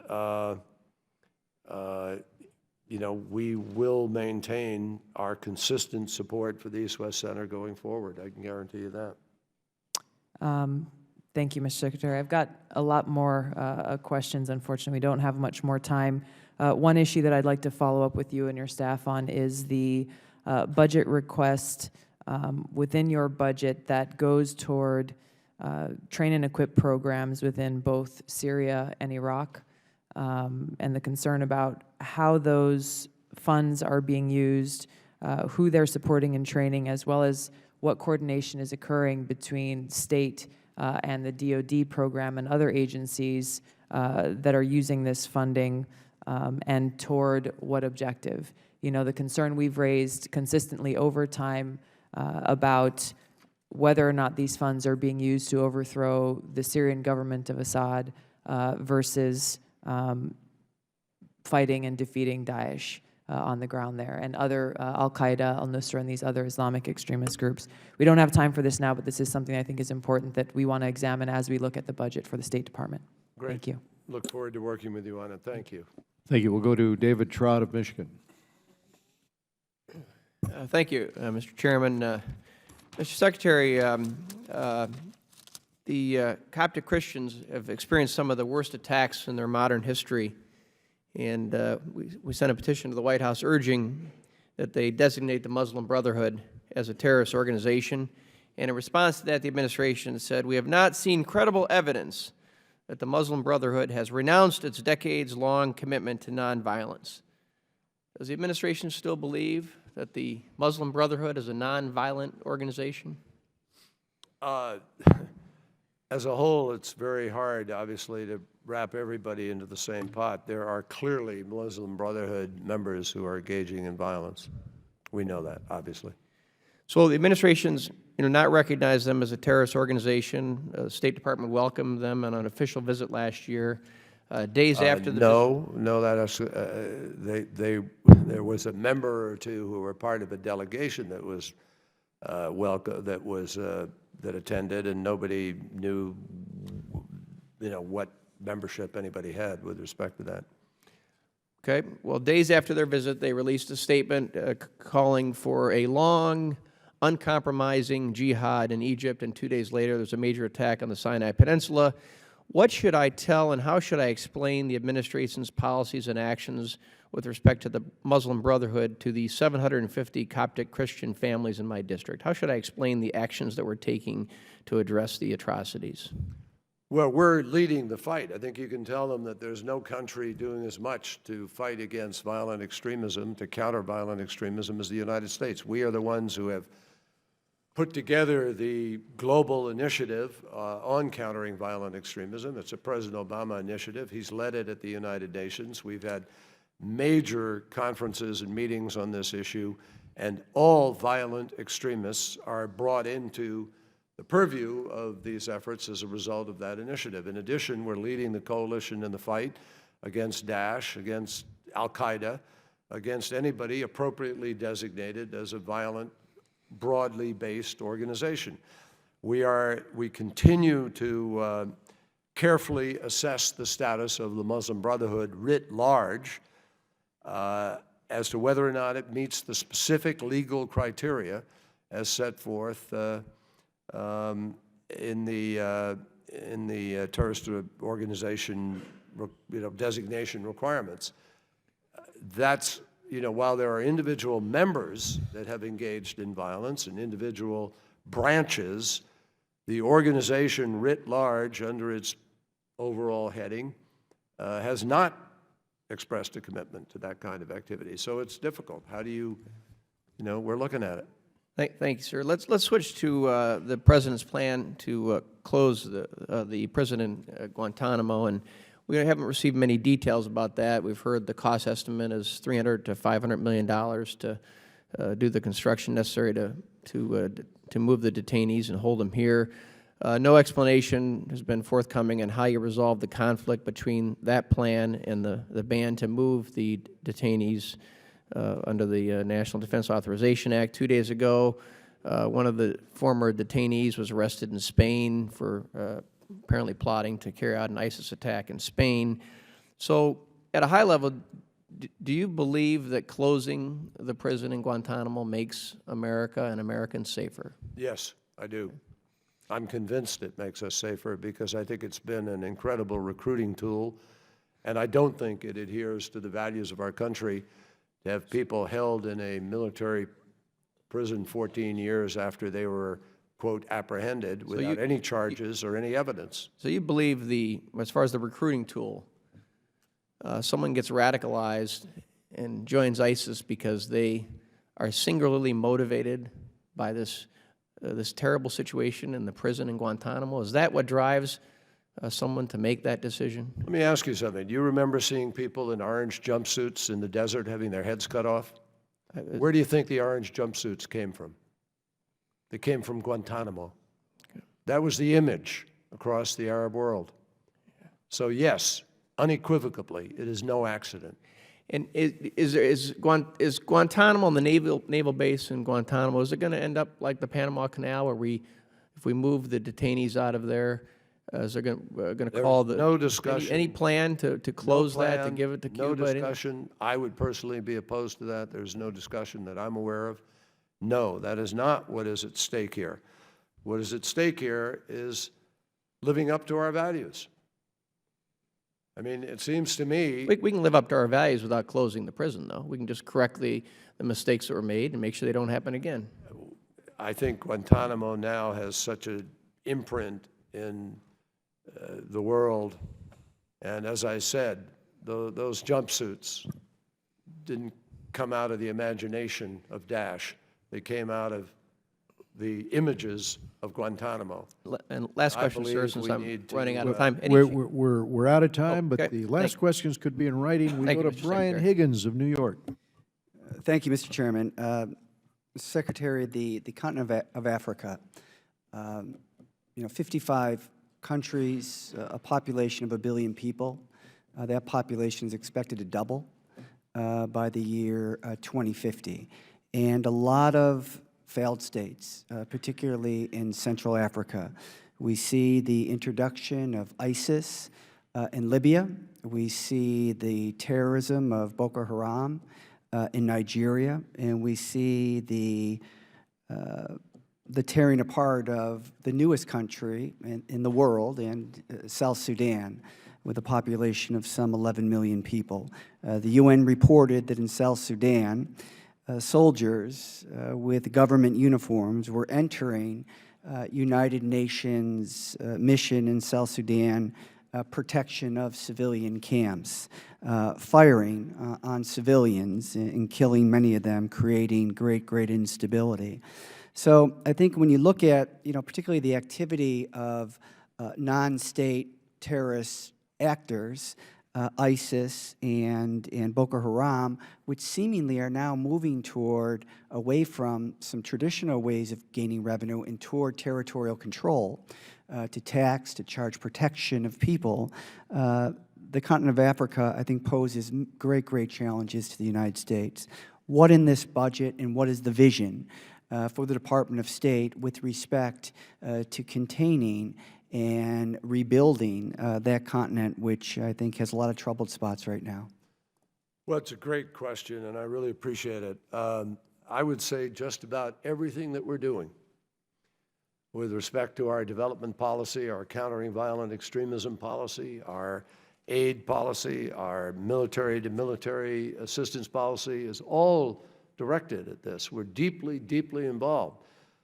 President was in Africa. I was in Africa. We have many of our cabinet secretaries traveling there. We're working on Power Africa, because we are trying to get electricity into communities that don't have electricity so they can begin to develop and provide health capacity, provide education, and fill the void that exists for a lot of young people who otherwise get their heads filled in a very calculated strategy by extremists to reach them. When I was, to give you an example, when I was in Ethiopia, in Addis Ababa, I met with the foreign minister there, and I asked him, you know, how they manage their sort of 35% population that is Muslim. And he said increasingly they were concerned about it, because what happens is an extremist cell will go out and target young poor kids and pays them initially. And they would pay them and then bring them in, proselytize, fill their heads with this distortion, and then they don't need to pay them anymore because they're ready to operate based on what's been you know, washed into them, what's been inculcated in them. And then they go out and start replicating this recruitment process. And what he said to me is, they don't have a 5-year plan, they have a 35-year plan. They're ready to keep building this. And so, you know, we have to think about this, I believe, and this is what the President is trying to embrace in his countering violent extremism strategy, that we've got to recognize that failed or failing states that have no revenue, that can't build a school, that can't provide health, that can't organize the community, that can't even build their own security structure to fight back against these radicals, are going to require some help. Now, after World War II, we had a thing called the Marshall Plan, where we rebuilt countries that had fallen into absolute economic despair as a consequence of the war, and even rebuilt our former enemies, Japan and Germany. Look at the difference it has made today. That is the greatest success story statement about why investment and why this engagement is critical. In Africa, we need to engage more. We need to be able to help them. We're helping Nigeria now deal with Boko Haram. We're fighting to push back against al-Shabaab in Somalia. We have a UN mission in Somalia. It needs more help. It needs more people, more assistance. We had al-Shabaab on the ropes last summer, but now there's sort of reductions, and so they push back. This is a long-term, constant struggle. And I believe that the security of the United States of America is absolutely at stake in the choices we make in order to help fill these voids. Not do it alone, but work through these global institutions in order to push back against this potential vacuum that invites failure and violence and extremism to fill the void. And I hope people will see this budget in that entire context. There's so many different things, what we're doing on AIDS, what we did with Ebola, what we do in terms of our broad-based entrepreneurial encouragement, what we do with a program the President started for young African leaders in order to bring them here and help them to train and learn. All of these things are good, solid investments for the long-term future and security of our country. We go to Mr. Lee Zeldin of New York. Well, thank you, Mr. Chairman. And Mr. Secretary, thank you for coming back in front of the committee. I wanted to discuss the Iran nuclear agreement. The President has stated that the nuclear agreement is not based on trust, but is based on verification.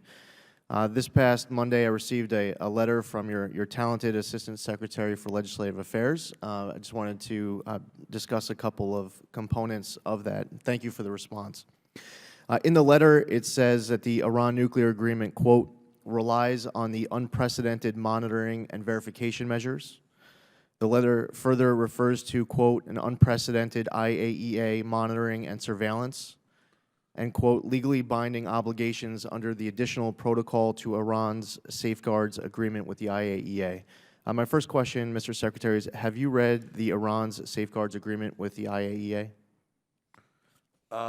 Yes. And how can I access that? Well, I've been briefed on it, put it that way. It was read by our staff when we were there.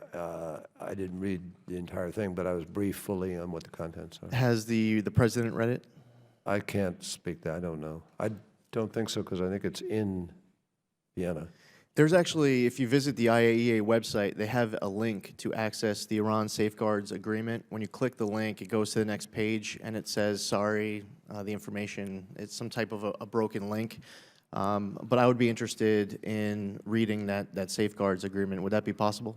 I don't know. I think that's part of, what? Yeah, that's the part. There's the safeguards component we were briefed on and we worked on and we were satisfied with, but it is part of, it's a confidential, it is always traditionally between every country, including us. We have an agreement, but ours is confidential. Other countries can't go read our agreement with the IAEA, and that's the way the IAEA works. But we, as I say, were briefed on it so that we had a sense of what was included, what needed to be included, was satisfied because it was critical in the context of this, but we don't possess it. But members of your staff have read it. You haven't asked to read it yourself? No, I was fully briefed on it at the time. I was in Vienna, and I was there on the last, obviously on the last day. This was of high concern to us.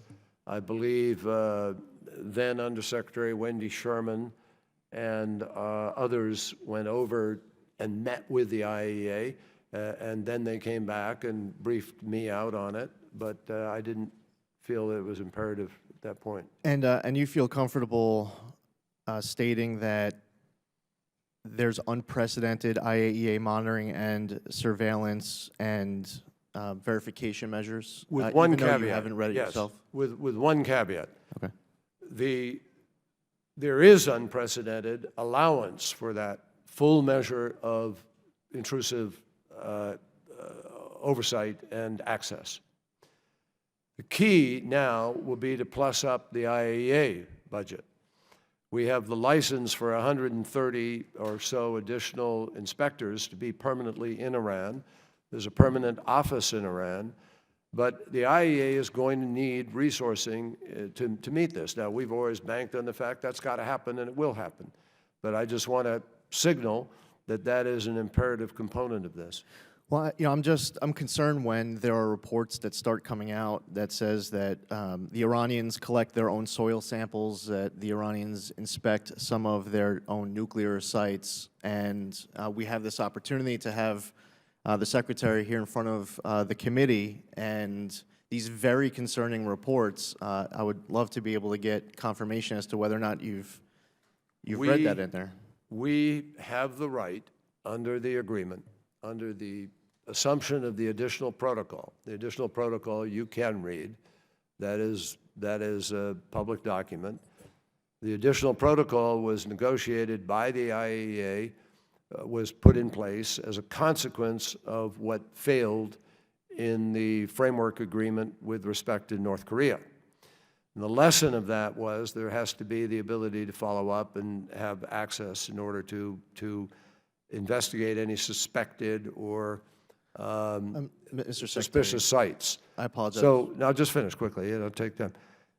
So we have a right of access. The IAEA has a right of access for any suspicious site, not to be collected by the others, but they themselves have the right of access. Mr. Secretary, why didn't you ask for a signature from Iran on the nuclear agreement? Why didn't you ask Iran to sign the nuclear agreement? Well, I believe they did sign it. Well, the letter that you sent said it's not a signed agreement. I mean, it specifically states, as a matter of fact, that it was signed. There was a sign. Excuse me.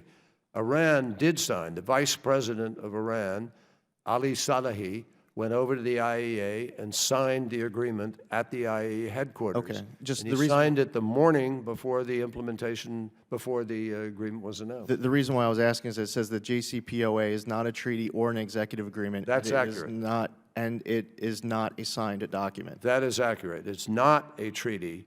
It is a political agreement, but the actual agreement between the IAEA and Iran is signed, and that is a legal obligation. But the Iran nuclear agreement, the JCPOA, the P5+1, whatever we call it, is not signed by Iran. That is a political agreement, correct. But it is a political the question is, why didn't we ask Iran to sign it? Because it is a political agreement with force of law behind it, international law, because it has been embraced in and fully adopted by the United Nations and the United Nations Security Council. So that is why it has force of law, and that is why the snapback is a particularly forceful provision in this context. We need to go to Mr. William Keating of Massachusetts. Thank you, Mr. Chairman. Thank you for your service, Mr. Secretary. As the ranking member on terrorism, trade, and nonproliferation in this committee, I want to focus on terrorism for the purpose of this questioning. And I want to really focus on the fact this is a budget hearing. And one thing I'm aware of, and I think most experts agree with, taxpayers get the most, it's most cost-effective for taxpayers, and most experts will say most effective, is the work that we do in those areas where terrorism is likely to incubate, maybe just starting to incubate or moving out, metastasizing. And I just want you to comment on a couple of things. Number one, we had King Abdullah here talking to some of the members of the committee a while ago, and he identified 17 fronts, which is generally agreed upon in the world where ISIL and other groups are a great threat. But if you could, I just want, if you could comment on some of the areas where it's ripe for incubation or incubation in the world, what those geographic areas would be, whether it's Indonesia, Somalia, Bangladesh, you know, areas that we might not think of. Number two, how we approach that is so important, and it's important for this hearing this morning, because I think the most effective things we can do in those areas before things incubate, before they metastasize, is to look at what we can do as a country with our resources to intervene. Now, I think clearly you touched upon some of the economic areas that we could do it. I also think in terms of human rights, if you could comment on how we're utilizing an increased role for women and mothers in trying to deal with this issue in those type of situations. And also, in terms of the narrative, the extremists, the counter-extremist narrative that we really want to pursue, whether it's broadcast, social media, something I think we're getting beaten on a little bit now globally in some areas. So those are the kind of things that we get the most bang for the buck. And those are the things that keep us the safest and where we're the most effective. So if you could take a few minutes and comment on geographically where you think that there's some areas of concentration we may not think of first, you know, off the top of our heads, and how we can deal with it economically, from a human rights perspective, and from a counter-extremist narrative. You know, Congressman, I really appreciate the question, and I want to try to answer it carefully because I don't want the speculation or statement to become the father to the fact. I understand. So I don't want to run through a whole bunch of potential incubator locations that some people may not have thought of yet. But I think generically, I would simply say to you that where you have a poor population, where you have bad governance, where you have corruption, where you have a lack of opportunity, a lack of education, and you have a population that may be particularly susceptible to a religious extortion, distorted narrative, you have potential, obviously. And there are plenty of places where, unfortunately, what I just described is the fact today. Now, the key here is the latter part of your question, dealing with the narrative. Because the narrative, left unattended, can be very attractive, where you have corruption and where you have lack of opportunity. And if a void gets filled with that narrative without the truth, without facts to the contrary, it can start to take hold, and it has, and it does, and we see that in various places. So we are now very, very focused. Part of our strategy to fight Daesh and Al-Qaeda and others is to do a much better job with the counter-narrative. Undersecretary Rick Stengel has been deeply involved in this, working with other countries, working with our best young, talented communicators in America, beginning to fight back on the social media, for instance. There is a center that is opened in the Arab Emirates in Abu Dhabi, the Sawab Center, that the Emirates is engaged in and supporting, which has a bunch of young folks in there, and obviously mostly Arabic speaking and other language speaking, who are able to communicate the counter narrative. We've actually taken people who are disaffected from Daesh and put them on the social media, who have told the story of how they were exploited or raped or made slaves, and if somehow they, by the way, many of those have been executed when they're disaffected and try to leave. But those who have made it out are powerful testimony to the contrary. So we're doing a lot of that. Saudi Arabia is about to open a similar communications center. Malaysia will, others. So there are lots of places where the communications effort is as critical as anything in preventing future recruits from being created. And we're working very hard at that. Thank you. We need to go to Mr. Jeff Duncan of South Carolina. Thank you, Mr. Chairman. Secretary Kerry, you seem to have an affinity for Iran that I don't share. Going back to 1979, Iran has shown a strong animosity for America. They regularly chant death to America and recently tried to humiliate United States sailors. They're the world's largest state sponsor of terrorism, and we just gave them billions of dollars, upwards on $150 billion, which they could possibly use to continue to export terrorism around the globe. Will we ever learn? I just hope that that lesson doesn't come at the cost of American lives through an act of terror backed by Iran. I'd love to go back to something Chairman McCall was touching on earlier, and that's H.R. 158, the Visa Waiver Program Improvement and Terrorist Travel Prevention Act.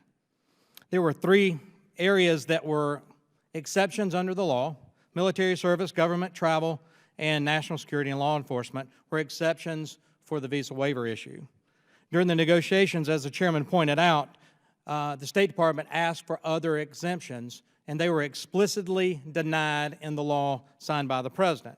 So in that, Mr. Secretary, there are national security and law enforcement waivers. Could you please define for me your interpretation of national security and law enforcement? Sure. Let me just, if I can, with your indulgence, I just want to make it clear. I don't have an affinity for any country that is engaged in activities that are counter to our values and that put our people at risk and that are supporting terror. There's no affinity whatsoever. My job as the Secretary of State and as a diplomat is to try to find solutions to problems that don't involve, if at possible, and we can achieve our goals, sending young people into conflict, going to war. War is the failure of diplomacy to solve a problem. So we looked at Iran and we saw them about to be putting us in a situation where they may have a nuclear weapon, which would be bad for everybody in the world, particularly our friends closest to Mr. them. Secretary, I appreciate you making that So clear. I just want to make But it I also clear. understand you sent a letter after the Visa Waiver Program law was passed. Explaining that it didn't violate JCPOA. So explain to me, define national security and law enforcement, if you don't mind. Sure. We have an interest, obviously, in being able to guarantee that Iran, over a period of time, or any other country, may be able to change, may be able to move to a different posture. And our belief is, from a national security point of view, that if people are able to do legitimate business, that over a period of time, that changes things. We look at what's happening in Vietnam today, for instance, or we look at what's happening in Burma, other countries. Transformation takes place. And we believe that transformation is in the national security interests of our country, and some of it comes from entrepreneurial activity being able to take place where people begin to feel better about life, see that they're not threatened, do better, travel, see the world, and so forth. Right. So reclaim in terms time, of travel, that's a good answer, sir. But let me reference we have people, we have friends. Reclaiming my time, let me reference a white paper that the State Department put out, sir, that says As discussed in the legal paper, which we've asked for a copy of the legal paper referenced in this white paper and have not seen that yet, but it says, as discussed in the legal paper, this is a lesser standard. National security and law enforcement is a lesser standard, your word, the department's words, not mine, than was imposed by other statutes that require a finding that a waiver is vital to or essential to the national security interest of the United States. Furthermore, there are no findings of fact or other determinations required to be made before the exercise of the waiver authority. Additionally, as discussed in the legal paper, yet to be seen, the national security waiver can be exercised by category, not just individuals. So you're going to broaden this to humanitarian and other categories that y'all asked for during the negotiations, which were explicitly denied by Congress in the law. What we're doing, Congressman, we're not, I think we've adhered to the discussions that we had because we're not doing a blanket waiver. We're doing, these are individual, case-by-case basis. So we're not doing some blanket waiver. And I think that's, frankly, not only adhering to the standard, but it's in our interests. I mean, we have people, you know, the principal threat that we are concerned about of terror from Daesh is not coming out of Iran, it's coming out of other places. And if some European business person or an NGO that happens to be advocating human rights travels to Iran and they have a visa waiver with us, which, by the way, has an extraordinarily rigorous standard before it's given. We don't lose any, in fact, we have greater insight on somebody with that than we do in other cases necessarily. I'm on Homeland Security. I've followed this issue for a long time. What this white paper looks like, and maybe I'd have a better understanding if you would provide to us a copy of the legal paper. Mr. Secretary, this looks like y'all were trying to find wiggle room to work around the intent of Congress and the actual wording of the law. My time's expired, and you can keep talking if the chairman will let you, but I appreciate it. Where'd the white paper come from? I'm sorry, I missed that. It's called the Visa Waiver Program Waiver Recommendation Paper, and it's a State Department document, and it references in there twice that I know a legal paper which helped you determine your findings here. Please provide us a copy of the legal paper, and maybe this will be a non-issue. Thank you. I yield back. Okay. Mr. Chairman, thank you. Well, thank you, Mr. Secretary, and we will continue looking at your budget. Your department has many good programs that need to be supported, but as I said in my statement, even good programs may not be able to get the level of support we'd all wish given our deficit. We'll work at doing the best job we can with embassy security a priority, and I, for one, am particularly supportive of your initiatives promoting women's education and social status in the developing world. On the Iran deal, I'm afraid the dam has been broken with foreign investment rushing in, and in the real world, it will not be reversible if and when Iran cheats, but that is a continuing discussion. Mr. Rohrbacher had a question for the record, which will be submitted without objection. It's on the subject of the release of Dr. Afridi. We all hope and want to see Dr. Afridi released immediately. The problems and threats, but also the opportunities we face are great. The committee looks forward to its continued work with you to strengthen our nation's security. And thank you again, Mr. Secretary, for being with us today. Pleasure. We stand adjourned. Thank you, Mr. Chairman.